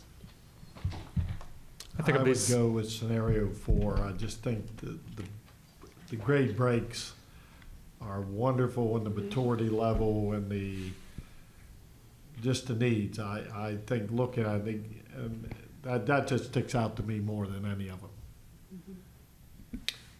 I like 4 and I like 1, and so then that leaves 3. Why don't I like 3? I was just counting how many grades are in each building. If you're going to have only 2 grades in a building, in scenario 3, it's 4th and 5th grade. That just seems like such a young age to have so much transition. Whereas scenario 1, you're going to have that transition. They're a year older, 5, 6, and scenario 4, you're going to be there for 3 years. So I think of the 3, scenario 3 is the one that if I had to eliminate one tonight, I would cross that one off and say explore 1 and explore 4 more. That's my take. Yeah, because you also have the 6th grader. I'm sorry. My thought, just a little bit similar to Ben's, and education isn't my thing. I build things. I used to think a Tonka truck was a big thing. Now I play with 150,000 pound machines. But anyway, my question for a later answer is the educational delivery, and I don't want to say middle because everyone thinks middle school. The 2 center schools, when you're in scenario 3 and 4, you have 3 grade levels in one of those center buildings. Does that impact educational delivery when you have 3 grade levels in one building versus only 2 grade levels? I don't know the answer. So, go ahead, Fred. Yeah, I was just, one of the big factors, again, kind of pulling this all together, there's so many moving parts, is how many kids can you get in a building in that grade alignment? If you can fill a building to 90% and then bring your teachers there in K3, it can be very efficient. You have fewer buildings, you may have fewer people having to travel between buildings. If you go to K3 and you find out the best you could do is only increase the buildings to 80% the capacity because of the geography or whatever, then all of a sudden it's not. So again, we're gonna work through this and bring you all those pieces, but these are great points and things that we need to continue in the discussion. What is the student, you would consider to be the optimum capacity level that we should shoot for? Or? That's a district, district decision. That we have districts that are literally taking all their elementary students and combining them into a single building of 1,200 plus elementary students, designed new to create houses, but it's maybe one of the largest elementary schools in the Commonwealth. And we have others that they just don't feel that anything that big is appropriate for their kids. And somewhere between those two, you'll settle in what's right for you. What about in terms of utilization of a building? Is there a magic number there? At the elementary level, you probably want to be at 90%, but because you're growing and because we're talking about so many changes, when we start to look at models, we're shooting for 80% the capacity, knowing we're not going to hit it, and that still gives us a little bit of wiggle room to push them up. The other thing that we want to do in terms of capacity, we don't want to fill one of your elementary schools that is projected to grow and has grown with as many kids as the other buildings. You may want to hold back and fill one building to 80% where you feel totally comfortable filling another building to 90%. So all those pieces are going to end up affecting how you finally situate things. Thank you. If I may say, at the conference, we went to a brand new building that was an elementary and a middle school. It held 1,400 students. On the elementary side, it was K-4. There were 860 students there. And then on the other side, it was 5-6, and they had 600 and some there. So it worked real well, and then it had centralized 2 cafeterias, but 1 gymnasium that was also there. They had a stage on it and things. It was really nice. And then they had some other physical activity areas that they could use. It was a really neat layout. It was in Seneca Valley. I've done a little bit of reading on optimal school sizes, where what I was seeing was that at the secondary level, between 600 and 900 is optimal. If you're below 600, then what you offer is just a little more limited, and that has educational drawbacks. And if you're above 900, that has educational drawbacks as well, because you're just ginormous, right? And kids feel lost and that type of thing. That's a secondary. I'm curious to know, Mr. Bigger and others that have spent time researching this, thinking about this, 600, 900, how does that range seem optimal? Now, I know we might not even be able to do that, but at the secondary level, and then is there similar research at the for primary school, what numbers are optimal for elementary schools? I'll start a little bit. I think your programming decides how well the building functions. Mm-hmm. And so like in a 4, 5, 6 building, the students aren't going to mix much between grade levels. Mm-hmm. But in a 6, 7, 8 building, there's a lot of moving parts and a lot of moving kids. And they're going to mix certainly in 7th and 8th based on how we run our programming now. So I think your educational program decides how large your building can be. And in Littlestown, I'll give you an example. We built a 1,000-size elementary school, and the place was nervous. Everybody was really worried. School opens a month into it, you couldn't tell there were 900 kids in that building, just based on how the schedule runs. Sure. Unless you went to all recess at the same time, and we had 2 really big playgrounds, you could see, oh my gosh, there's a lot of kids. However, during the day you walk down the hallway, you don't see anybody. So I think the difference for me educationally is the 4-6 size of the building versus the 6-8 size. So where do you want your 2,100 students? That doesn't mean 6-8 couldn't work if 6th grade was self-contained and your 7-8, based on how you build it, was mixing. Right. So I think function of the schedule and programming decides the answer to your question, more so than just how many kids on one campus. Okay. But I would also say, I think you're onto something with the K to 3s. You want some economy of scale in K to 3 and your 4, 5, 6, 700s, because then you gain your efficiencies. Our goal is not to add square foot, gain efficiencies in our staffing and our programming so we can afford the models moving forward. If we're adding square foot to our footprint, that's not what we want. So our goal is to try to reduce square foot and have better programming to be able to afford it. And I think those are all the things we're trying to balance in this equation that is not algorithmic. It's like calculus, I think. But I do appreciate the feedback and the conversation because it's really helping a lot of things we talked about.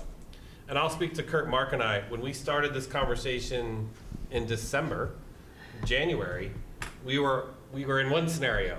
And then we're like, hey, what's your scenario this week? Well, I like this scenario. And they're like, well, I'm changing it because I like this scenario. So we've been talking about this for months, and our scenarios have changed from the day we started talking about it, like you, until you decide in October, November, December, whenever we come to you, you might change your mind. So just be open to the scenario changes because you will evolve with the understanding of why we're doing what we're doing. And I think the biggest concern I would have for you publicly is the K to 3 models will, and nobody wants to use the words, close more elementary schools that will impact more families to have an emotional response to their family-friendly school. So that's a challenge that we have to overcome. Are we okay with 3 closures or repurposing or 4 or 5 as we approach the decision? Is it fair to assume that 3 and 4, the K to 3 options will also cost more, most likely? Or is that not a fair assumption at this point? I'm going to look to Fred and John on that one. I think they're more cost effective. The savings. Go ahead, Fred. What I was going to say, John, you can pipe in on facilities, but the savings comes, I think, in efficiency of how you use your staff and focus your resources, which is a major emphasis of Carlisle right down the road, who started out with 13 models and are actually leaning heavy into your scenario 4. They're going to talk about converting their 2 middle schools to 4-6, a new 7-8, 9-12. So like good educators, we always like to steal from other districts. You might find some things on their website about their deliberations because they're about a year ahead of you in this process. Well, and there's also the front-end cost of the building versus the savings in the long run relative to the efficiency. And so spending more money on the front end to have the yearly savings throughout X number of years, you need to balance. That's good. Another thing that I noticed, like you say, you change your mind as you're sitting here staring at it. In scenario 3, which is something I hadn't really thought about till now, is I don't know that I'd really want the 6th graders with the 8th graders. I don't think that's a good scenario. What we have now, yeah. Yeah, I know. I know. That's what we have now. But this is the, because they learn. There's some learned behaviors that go along. So if you put the 3 of them together, the 6, 7, and 8, and like you had said, have the 6th grade on their own wing, Right. it's tough out there for those teenagers. Yeah. John, did you have a comment on the cost question? K4, K3? Programmatically at the elementary level, you're going to be building the same components. It's the secondary level that you get in the middle school, that 6, 8, things like science enter the picture that start to influence cost. But really, at the end of the day, too, this discussion will be about how we solve it the most efficiently. We had this discussion in a Teams meeting with your admin the other day about the dollars tend to follow the students. It isn't like we're going to come up with, one option that will be dramatically less costly because we're still trying to find space for the same numbers of students. It's just a matter of, in an addition and renovation scenario, are you looking at multiple additions, which is a higher dollar per square foot, versus a new building that you will gain efficiency in that type of construction and avoiding phased occupied renovations and so forth.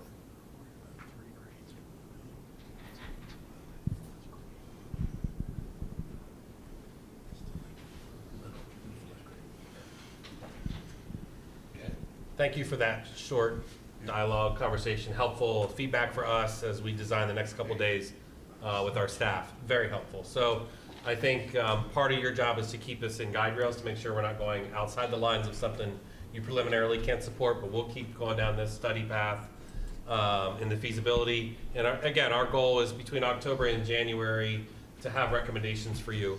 I do also, if the public's hearing this and listening, if they have feedback, certainly they can send it to me. I'll start working on those public forums. We're going to educate the public about this throughout the fall. And some of this is a nice waltz or dance with the public to see what they'll accept and tolerate as we're talking about these ideas. And they'll certainly tell us when we get out of bounds too. So thanks to John and Fred for all the hard work. This was a good presentation, I think. Yeah, very good. Post-summer. Very good. Thank you. Thank you. I hope you're someplace safe, John. Not I sitting am in- sorry I couldn't make it. It wasn't looking promising being stuck between exits on 81, but I was closer to get back to the office, so glad I could join in. Thank Yeah. you. I drive that road every day, and, you know, I-81 becomes a parking lot. It's not a fun road. But I asked Dave to pull up slide 2, and here's my engineering and construction perspective. I love this slide. I love the bottom as a foundation, positive and safe environment. I've used the term heavy lift many times, and if you're gonna do a heavy lift, you better put extra pillars under it. So I love this slide.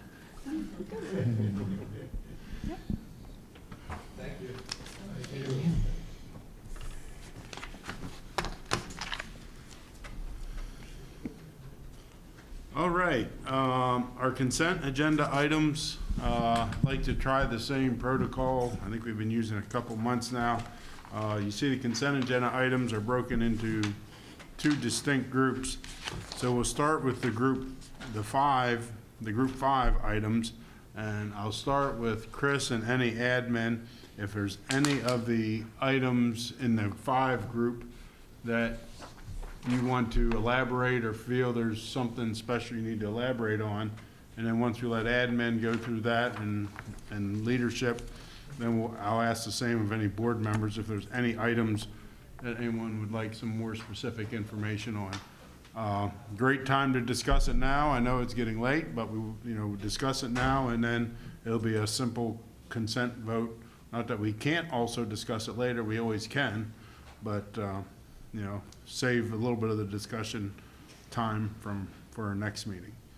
So with that, group 5, Chris or any of your team, anything you want to elaborate on in group 5? Pretty standard stuff there mostly. Okay. Any board members, any questions on any additional information you'd like in anything in the 5 groups? I have one item. Go ahead, sir. 5.10, I've just got a question.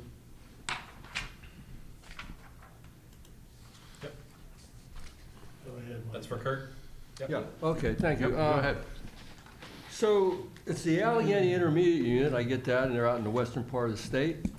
And it said there's a facility called the Southwood Residential Facility or something. So how does that work? We're actually sending a student there to live there in a residential facility? Item 5.10 and 5.11, we're entering into if we need. We have a student that has a high need, and we're deciding whether they need to go there or not. We're working with the parent. It's probably, honestly, 50-50 right now, but we have had students that we've placed out there before.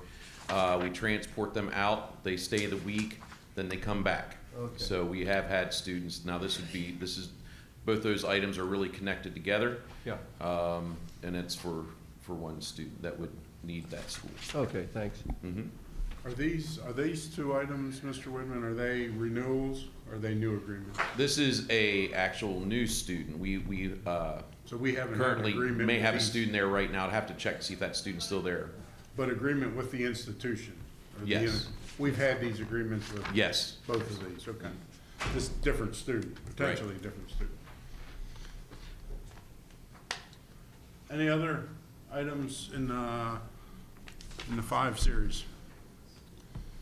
I'd just like to thank the various individuals and businesses that sponsored students to the STEM camp.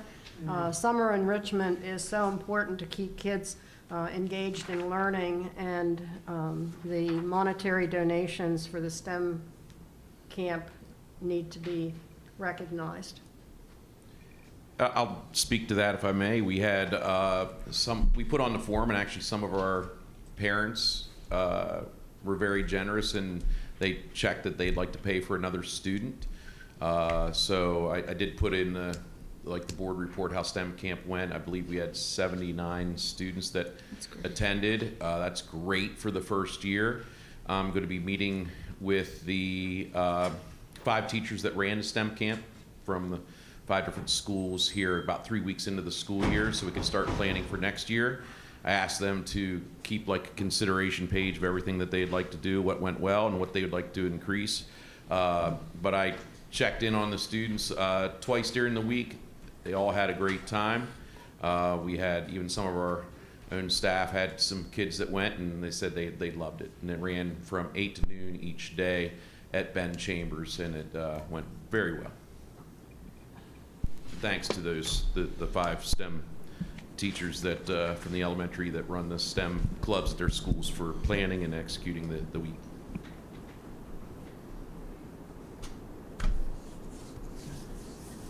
Anything else? 5.05, first of all, thanks everyone for all your work on this. 5.05, I sent a note to a few people just asking if we are yet at the point where we can consider electric buses.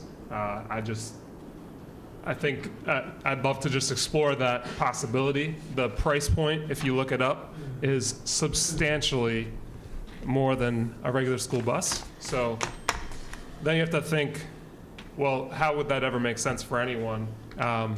2 things. One, the federal government did release $5 billion in competitive grants for school districts to apply to.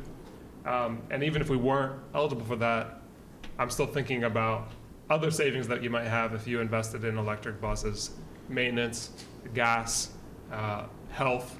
You know, if we have a healthier community, less fumes, less pollution, what are the other benefits? So Mr. Bigger responded to me. His sentiment is the timing's not yet for us to really dig into that. He also sent me a list about a school district that did go that route and invested in hundreds of buses, and it was a horror story. My hope is that at some point we could make that jump, but I would encourage us to invest in a few, work out the kinks before you go all in on And I thought more about so- that, and maybe the contractors would want to try too. We outsource the majority of our runs Sure. to third party. So Yeah. it might be them to do the first test pilot, see how it goes too. Yeah, as the technology improves and the costs become more reasonable, I don't know when the timing will be right, but thanks, Mr. Bigger, for your response. You people wanted rain. We wanted rain, I'm sorry. All right. No other questions. We'll move on to the group 6. Again, start with admin. I think one of my common things, a lot of these are probably just renewals of existing agreements. If there's anything that's really standing out, whether that's more dollars or more seats with any of these new agreements, maybe mention those. But anything from admin? I think for admin, 12 and 13, 6.1213, just to explain the differences. Dr. Long's been prepared for that, so those would be the 2 just to highlight from our end. I don't think, any other ones? I would like to talk about Robert Morris at the bottom, if I could. Okay. All right. So the 6.12 is the adjustment for administration position. Mark, are you on?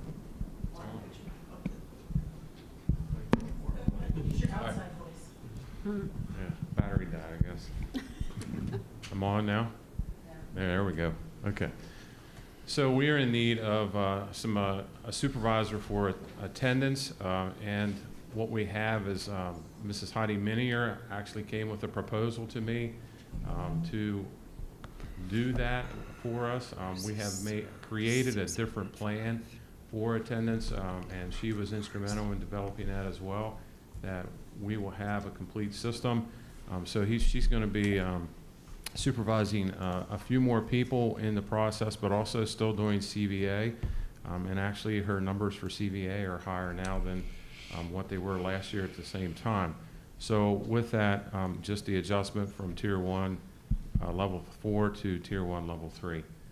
And then 6.13 goes along with, we had a couple positions that were not going to be filled, and so we would like to have an assistant principal to help out at CMS. And then also the other part of this job is attendance as well. So that would be reporting to Mr. Stinger for CMS, but also Mrs. Minier for attendance. And this would be a 186 to 208 contract for Act 93 position. And you can see that it's basically budget neutral for both of those items. Relative to 6.12, I'm pleased to see this designated person monitoring attendance. I think that attendance is such an important thing, and I think that we delay our emphasis on attendance until the problem is already, you know, it's like the horses out of the barn type of thing. And I shared an article that I read about a California school that it talked about the fact that kindergarten absences is a major problem. I was amazed to realize the problem as early as kindergarten. And the idea of the children and the teacher recognizing the absence of a student and then welcoming them back was just a phenomenal idea as far as I was concerned. And so attendance needs to be an emphasis well before high school, and it's kind of been in the high school level that we've been hearing attendance, attendance, attendance, and we've got to get it started. It's a learned behavior, I think, that needs to be broken. Yes. Thank you. And then the last one is 616, that's Robert Morris University. This is an agreement that we would like to have approved due to the fact that they have 18 classes that are going to be college and high school at Cassius for the students. So most of them are AP level classes. So instead of taking the test at the end of the class, they will have 3 credits as long as they pass the course with a C or higher. So that gives them 3 credits, and then there's also some science courses that are 4 credits. But what's really nice is it's $250 for a 3-credit class. And they're part of the consortium that within Pennsylvania, their credits transfer. So this is going to be really good. And then by next year, we'll have 20 courses through them. Courses like anatomy and physiology, that's not AP, things like that.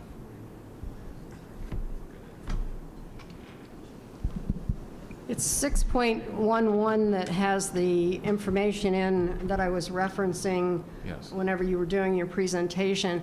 And one of the things that I noticed was that the Pennsylvania goals that were mentioned were for 2033.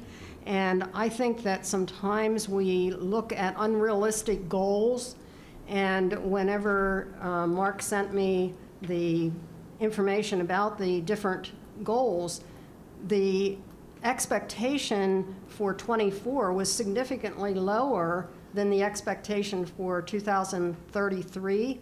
And it would seem to me as though it would be discouraging to teachers to be looking at a goal that was so unrealistically high. I question why we wouldn't be looking at goals closer to the current year. But I don't profess to know everything there is to know about education, and so maybe there's a reason for having the goal set so high. And I know that the IU is our compliance part of this, so they will be with us as long as we're on the school improvement for compliance, but they are the ones that really process these goals through the state. So, yeah, and we have to make sure that we're tempering them to make sure that the teachers are understanding where we're heading to. But at the conference as well, we also talked about those goals, and they're going to be changing for sure. So it was interesting to know that they set those, but they're going to be looking at different ways and different methods, and it's actually really cool. It's the same thing that Mr. Bigger has been talking to us. So you must have had an ear somewhere.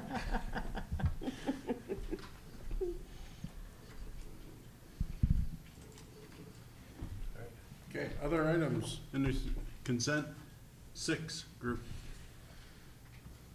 All right, all these items will move forward on the consent agenda at our meeting, but of course, you know, if you do have other questions prior to, feel free to reach out to Chris and he can help you get answers, and there's nothing wrong with, if we need to discuss anything again, we can at our voting meeting.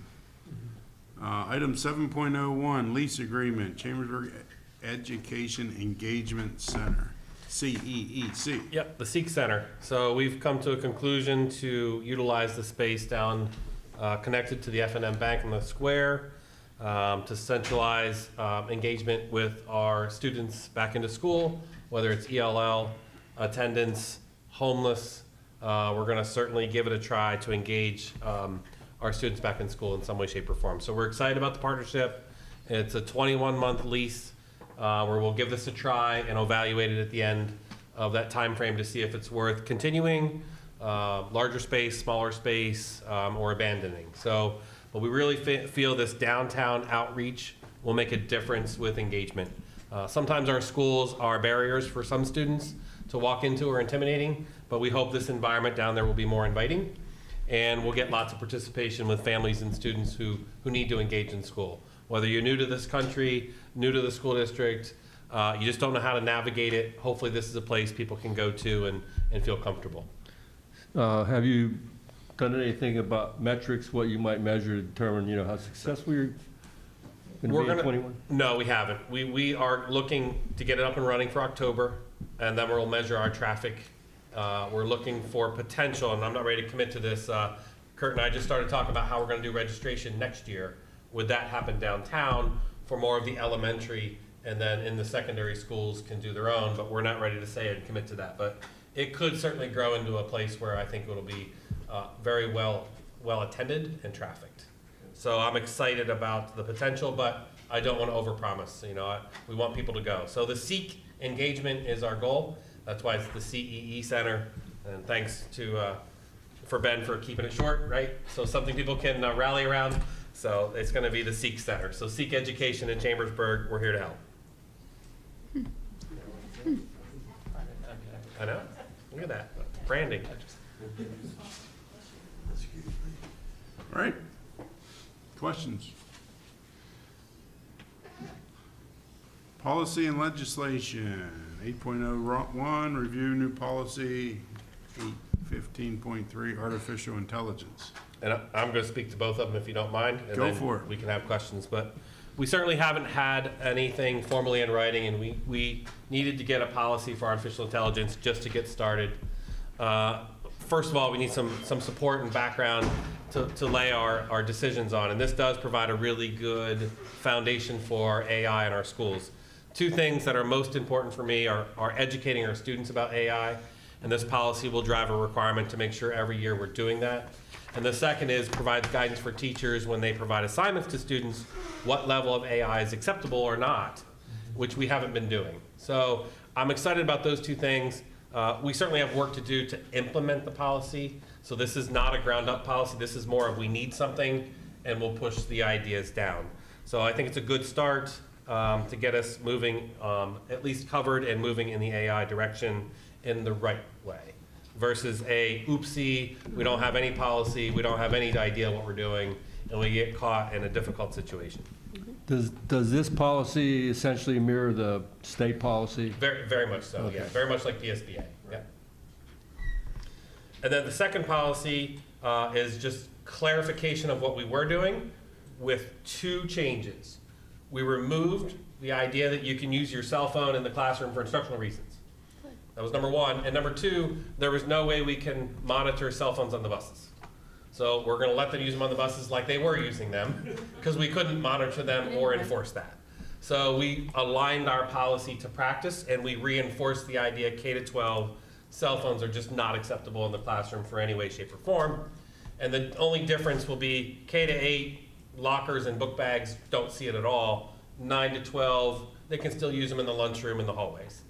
But again, not in the classroom. So this is our chance as a community to come around, support each other, see if this works. And hopefully we don't have to do more draconian metrics and measures to put them in the boxes and lock them down and ban them. This is a chance for us to come together and try to support this idea of no distractions in the classroom and rally around this. So I'm excited to give it a try. The principals are all ready to give it a try, but again, the students and parents have to support us. So I'm going to be asking for their support in the newsletter, and we're going to be messaging this on opening day with students and parents that come in for open houses. Is there professional development around how the teachers instruct the students about how they can use AI? That's part of the policy that we have to start implementing. Yep. It is not formulated yet.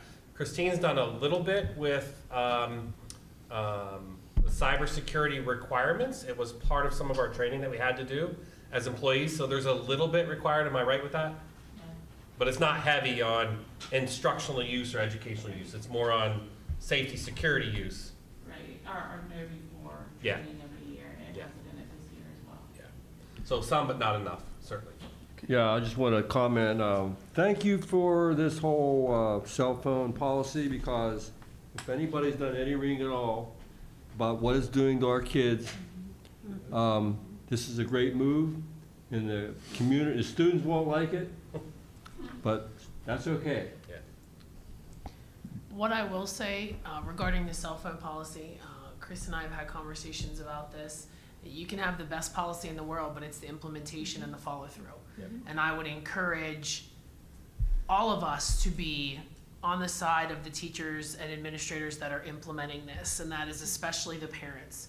Because if you are going to call in every time little Johnny is breaking the cell phone rule, you're totally undermining what it is that we're trying to do. And that's a very frustrating situation for the teachers to be in, and it's a very frustrating situation for the administrators to be in. And the last thing that I want to see is our teachers having to waste time policing everyone's cell phones because these kids can't get it together. Especially in the high school, they're old enough to know. And this is for those that are listening, and from the platforms that I do speak at, I will be encouraging parent involvement to talk to your children, especially in those secondary grades, about the appropriate use of those cell phones and to listen to that, because it's a really good initiative, and I don't want the teachers to get discouraged or the administration to get discouraged because they have 500 phone calls about cell phones. Right. If you can't be away from your phone for 40 minutes at a time and check it in the hallway, you have an addiction problem, and maybe that's something else, that you talk about, screen time. Yep. So I encourage all of us as board members, as we're out in the community talking to anybody, Lance at your barbershop, whoever, to really push parents telling their kids, this is for your benefit. You can be without your cell phone for one class period, check it in the hallway, whatever the case might be. Because we certainly don't want to have to go any further than that and have even more problems. But, it's really, really important if we're going to be doing all of these things to increase the educational value, which is what everyone says, and we got all this surplus money, and everybody's like, what are you going to do with the money? We're going to try to use that to educate your child, so please ask them to put their cell phone away so we can actually do what it is that we're trying to do, as per the teachers. So I think if we can all get on board with that and really be there for those teachers, especially because that was one of the biggest things I heard. I just don't want to have this fight. I don't want to have this fight. I don't want to have this fight, and I can't imagine what that's like. I own a business and there's only 15 employees, but there are days when I'm like, I don't want to have this fight with you, and it's usually about cell phones, and they're grown people, so I can't even imagine having all those kids in the classes. So I appreciate addressing it. I appreciate you making it to what's actually happening, so that people can't say, well, the policy says this and you're doing that, because the more that you can make it like reality, the better it's going to be. So. Questions, comments? They will be first reads. They will be. I might ask that escalate the policy 237 at the next meeting if we're allowed. I gotta check with the solicitor if we can jump to second read, final read, so it's in place before school, rather than waiting till September. So I gotta get clarity on if we can do that, first read, second read, skip. Because there's not a lot of changes in there. There's only like 2 changes. Okay. Item 10.01, members of the audience invited to comment on any item, agenda or non-agenda. Sign-in sheet, we didn't put a check mark next to it, but for the 3 members of the public who are in the audience, 4. 3. 3, okay. Then take your turn and come on up. Before I speak, I have a card that I'd like you to all look at, and then I want Ben Raver to keep it for his children. Is the microphone? This is the money that I've received from the state. I worked hard on it. Good evening, Valerie Jordan. The allocation of taxpayer dollars, and I put this in bullet points, and you'll all get it in email probably tomorrow. $3 billion was a gift, not a hardship. $3 billion is the most money I ever chased after for every single Pennsylvanian, no matter where they happen to live. $3 billion was a simple line item transfer from the state surplus account into the state's general fund. Important footnote here, Pennsylvania taxpayers were already being taxed on this $3 billion in the surplus account anyway. Moving that money into the general fund did not increase anyone's state taxes here. Let's also call what I did a labor of love on my part for everyone in this room.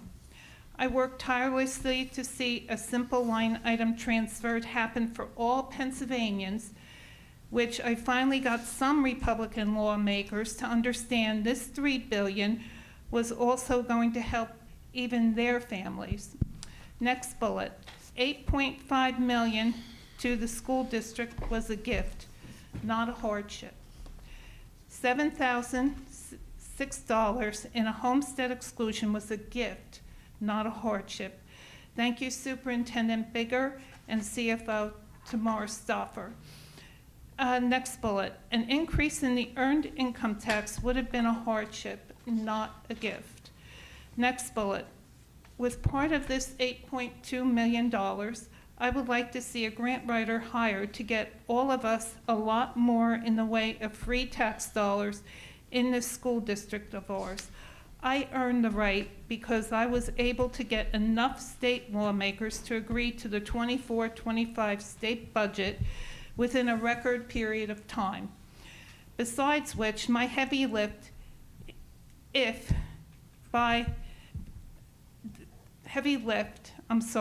the school district hired a grant writer at, say, $100,000, I don't know what they go for, a year before benefits, would be in the neighborhood of $13.43 a year based on my established property assessment.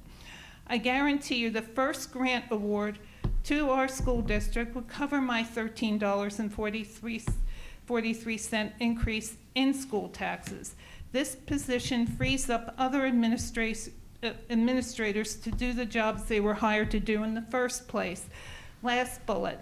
Finally, there is a total of $43.4 million, or 19% of the entire budget, placed in various funds. My efforts increased the district's budget another $8 million. Last bullet point, Mrs. Jordan, please. Yeah, I'm almost done. This increased the 24-25 CASD school district's budget by another 3.6%. As a formal request of mine tonight, I want to see our district teachers get a part of that additional 3.6% for 2 very good reasons alone. One, our teachers were Thank you, Mrs. Jordan. We're never in the business of indoctrinating anyone's children or grandchildren. 2, our teachers work very hard during the COVID-19 pandemic to keep every student safe. Thank you. Other public comments? You'll get that tomorrow.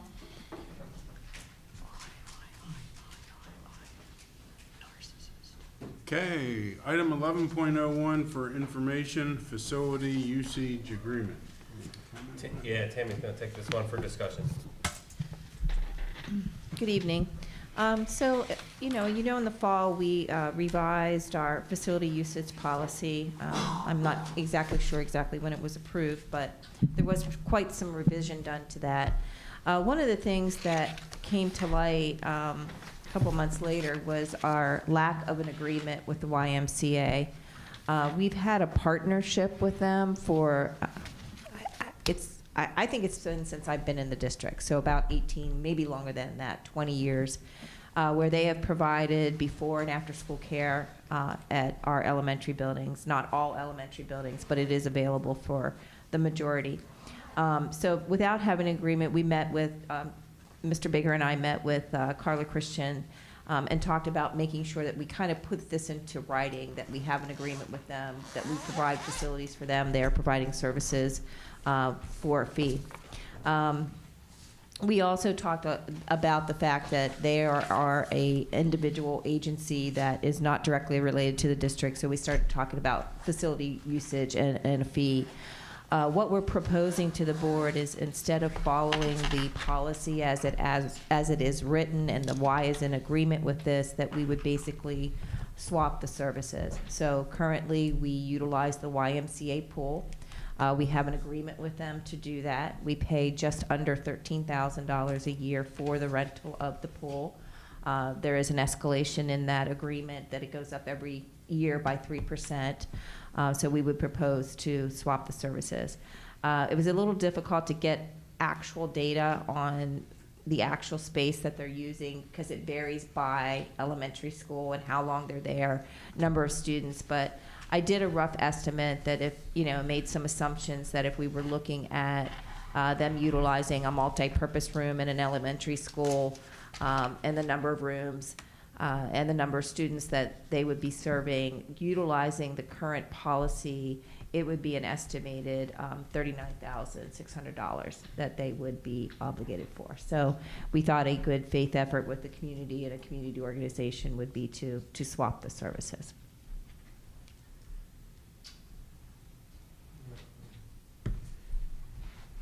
So the children that they are delivering services to, recreational services or what? It's basically childcare services. And yes, so they provide a before and after school care programming. Mr. Whitman might have a little more details. I mean, there are activities that the students are involved in. There is. Before and after. Yes, it is before and after. It is before and after school. Generally, we'll take Falling Spring, for an example. The kids report to the cafetorium, and they report there. Many of them will either bring their breakfast or they'll get our breakfast through our food service, and basically the Y cares for them until it's time for them to head to their classes. Now, but these are our students. These are all of our students. Yeah, I mean, so to me, it seems like a no-brainer. They're there providing service to our kids. There should be an exception to every policy, and this is probably an exception to the fee policy, I suppose, and I'm certainly okay with that because I know what the Y does for this community. I might add that I think that it's really critical that students have before and after school care. The fact that they've been in our buildings, and that's been a great service to many families. You don't want kids going home to empty households, and the Y does a fantastic job as far as providing things for the community. The problem I see is a while back we put a policy in place for youth groups that they have to pay to use our facilities, and there's a fee schedule for that.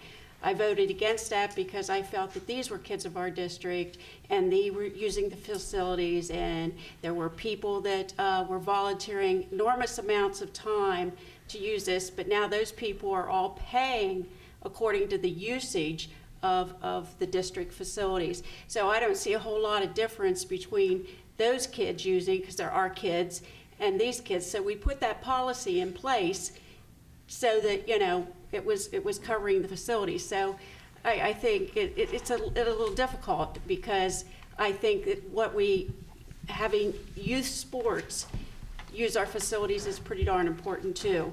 And I know that people have been paying for them. I've still asked for those reports and I haven't gotten them yet, but I wanted to see what kind of money was even coming in and who we're charging and who we're not charging. But it was kind of a rough time last year when we went through that whole procedure. And I think youth sports is very important too. And I feel bad that we continue to charge these groups to use our facilities, even though it's a minimal thing. But when you look at $13,000 and we didn't get a printout or anything as to how many buildings, how many students are being serviced. I know I worked with the YMCA in Waynesboro, and they provide a good program. But at the same time, it's in conflict with what we've just done, in my estimation. But just for the food for thought. I think we were looking at a lot of expense in the area of the sports programs versus this is a structural cafetorium, that there's no added cost, or at least no significant added cost, because it's being utilized for a couple hours before and after school. I think there's a big difference, as I see it, between the use of the athletic fields and the upkeep that was the issue there versus this. Having had the services of the YMCA for a number of years for my grandchildren, I can say that it is such a wonderful program. And from Mike's concern with physical fitness, they get out on the playground on nice days. They are supervised well.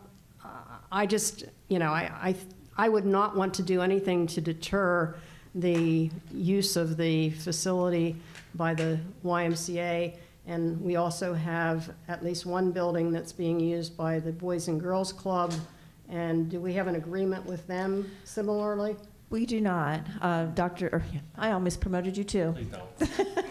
Lower the expectations, please. Mr. Bigger spoke with him today about that. That would be our next step. But my understanding about the Boys and Girls Club is the fees are very nominal compared to the YMCA does charge, I think, a full paid family is around $300 a week. But they also have reduced rates and scholarship types of things for needy families. It's not, everybody pays that amount.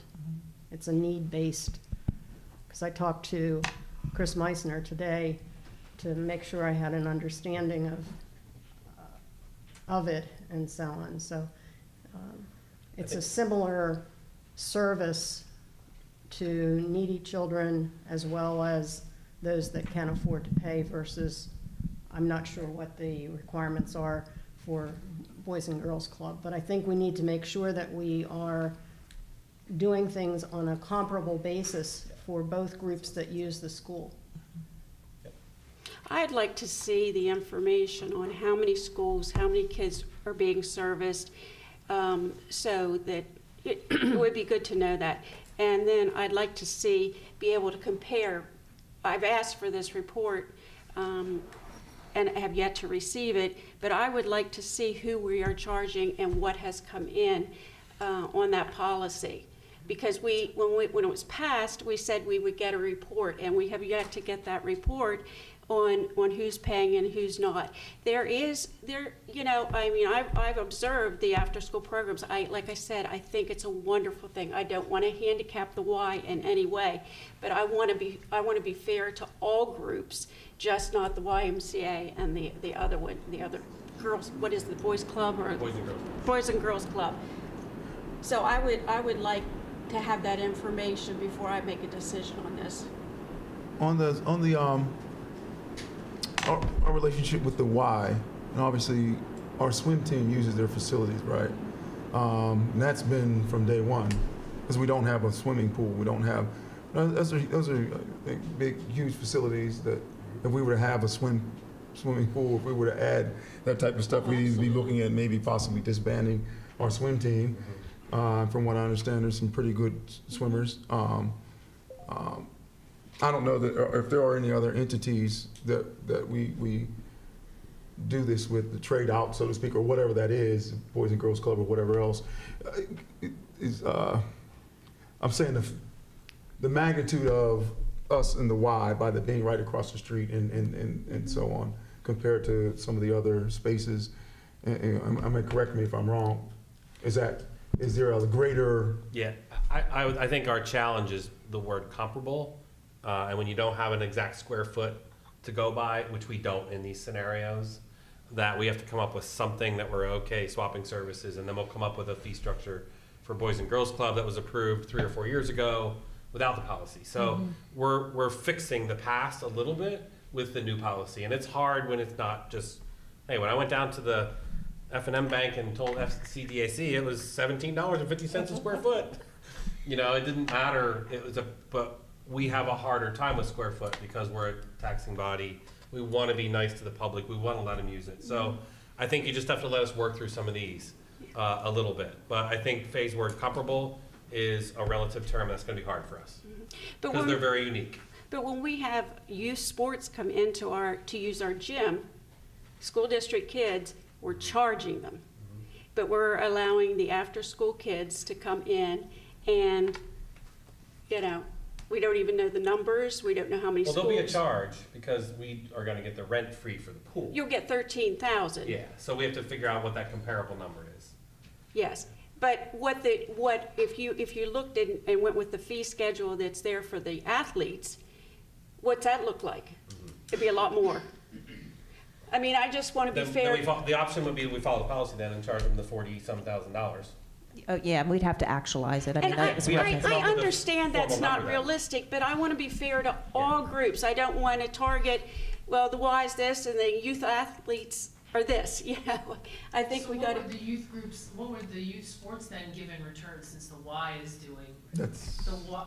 Well, see, they're There's just an being exchange charged. between They're the being Y. charged. Like if you. Well, I know, but the Y would be being charged, but they're giving us something back. There's an exchange of goods there. The youth sports are just utilizing our facilities and not necessarily giving anything in They're paying. exchange for that. That's No, right, no, they're but they paying. have to pay. Yeah, because they're not giving us anything on the back end like the Y is. We don't have a facility of theirs that we're going to or that we're using. Right, so to speak, exactly. of We're theirs. not exchanging. You come to our gym and we use your cafeteria. You know what I mean? Because then you have the exchange there with the youth sports. But what I'm saying is, if she would go with if they would go with the charges, it's in the policy. It's a large number. Likewise, if we look at the cost of maintaining a pool, as Shippensburg and Tuscarora have pools, we would be spending a lot more than $13,000 if we had a pool to maintain. I agree. And they could be charging, I would suspect, more than $13,000 to allow our utilization of the pool. I agree with So- you. I agree with you on that. But I just have a hard time that we're charging one group one. This and- discussion reminds me of a comment my first boss said to me one day. When he started the conversation with Boy, I knew it was time to listen. But anyway, he told me one day, he says, and Mr. Haydick mentioned it, he said, be careful of making rules because then you have to make exceptions. And there's always exceptions to the rules, and we can discuss the exceptions all night long. But yeah, it's. So what do you want from us, Ed? I want to know if there's any other board members who have comments or discussions. I want to make one more comment and I'll keep my mouth shut, but I don't think all organizations are the same. They're not comparable in terms of the YMCA with a long-term presence of decades and the services they provide to the community, and the Boys and Girls Club. And I don't know, I mean, I guess I could probably decide I want to do a Tiddlywinks thing and, come in and say, I got a club now, I want to use the field for Tiddlywinks. And I think I should be paying for that usage. I don't think the charges are outrageous. I thought we were practically, you know, people were taking advantage of it before because they were just almost like giving it away. It seems like it's equitable, but organizations aren't the same, so I think there's a difference in just any sports team, whatever they may be, coming in and say, we'd like to use the field, fine, here's the fee structure. But other organizations that have been here forever, we, I think, owe the community a relationship and to maintain that in good working order. And that's all I'll say. And again, that goes to the exceptions. You know, everyone has a sweet spot, if you will, for your exceptions. And it's a tough discussion, but, so this is just for information only. Yeah, we would eventually have an agreement to come for approval. We wanted to start this conversation to know if we're on pace, not on pace, information you want and need to be able to make a decision. Well, I'm pleased that you talk to the YMCA and have their working relationship rather than just, Doing it to them, yeah. yeah.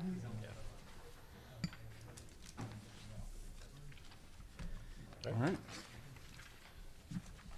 Nothing else? Meeting's adjourned. Thank you. Maybe it'll stop raining long enough for us all to get home. Standard practice for me is you implement a policy for a year and then you evaluate. So from this, I was going to ask, I didn't know. By January of the year, unless there's a major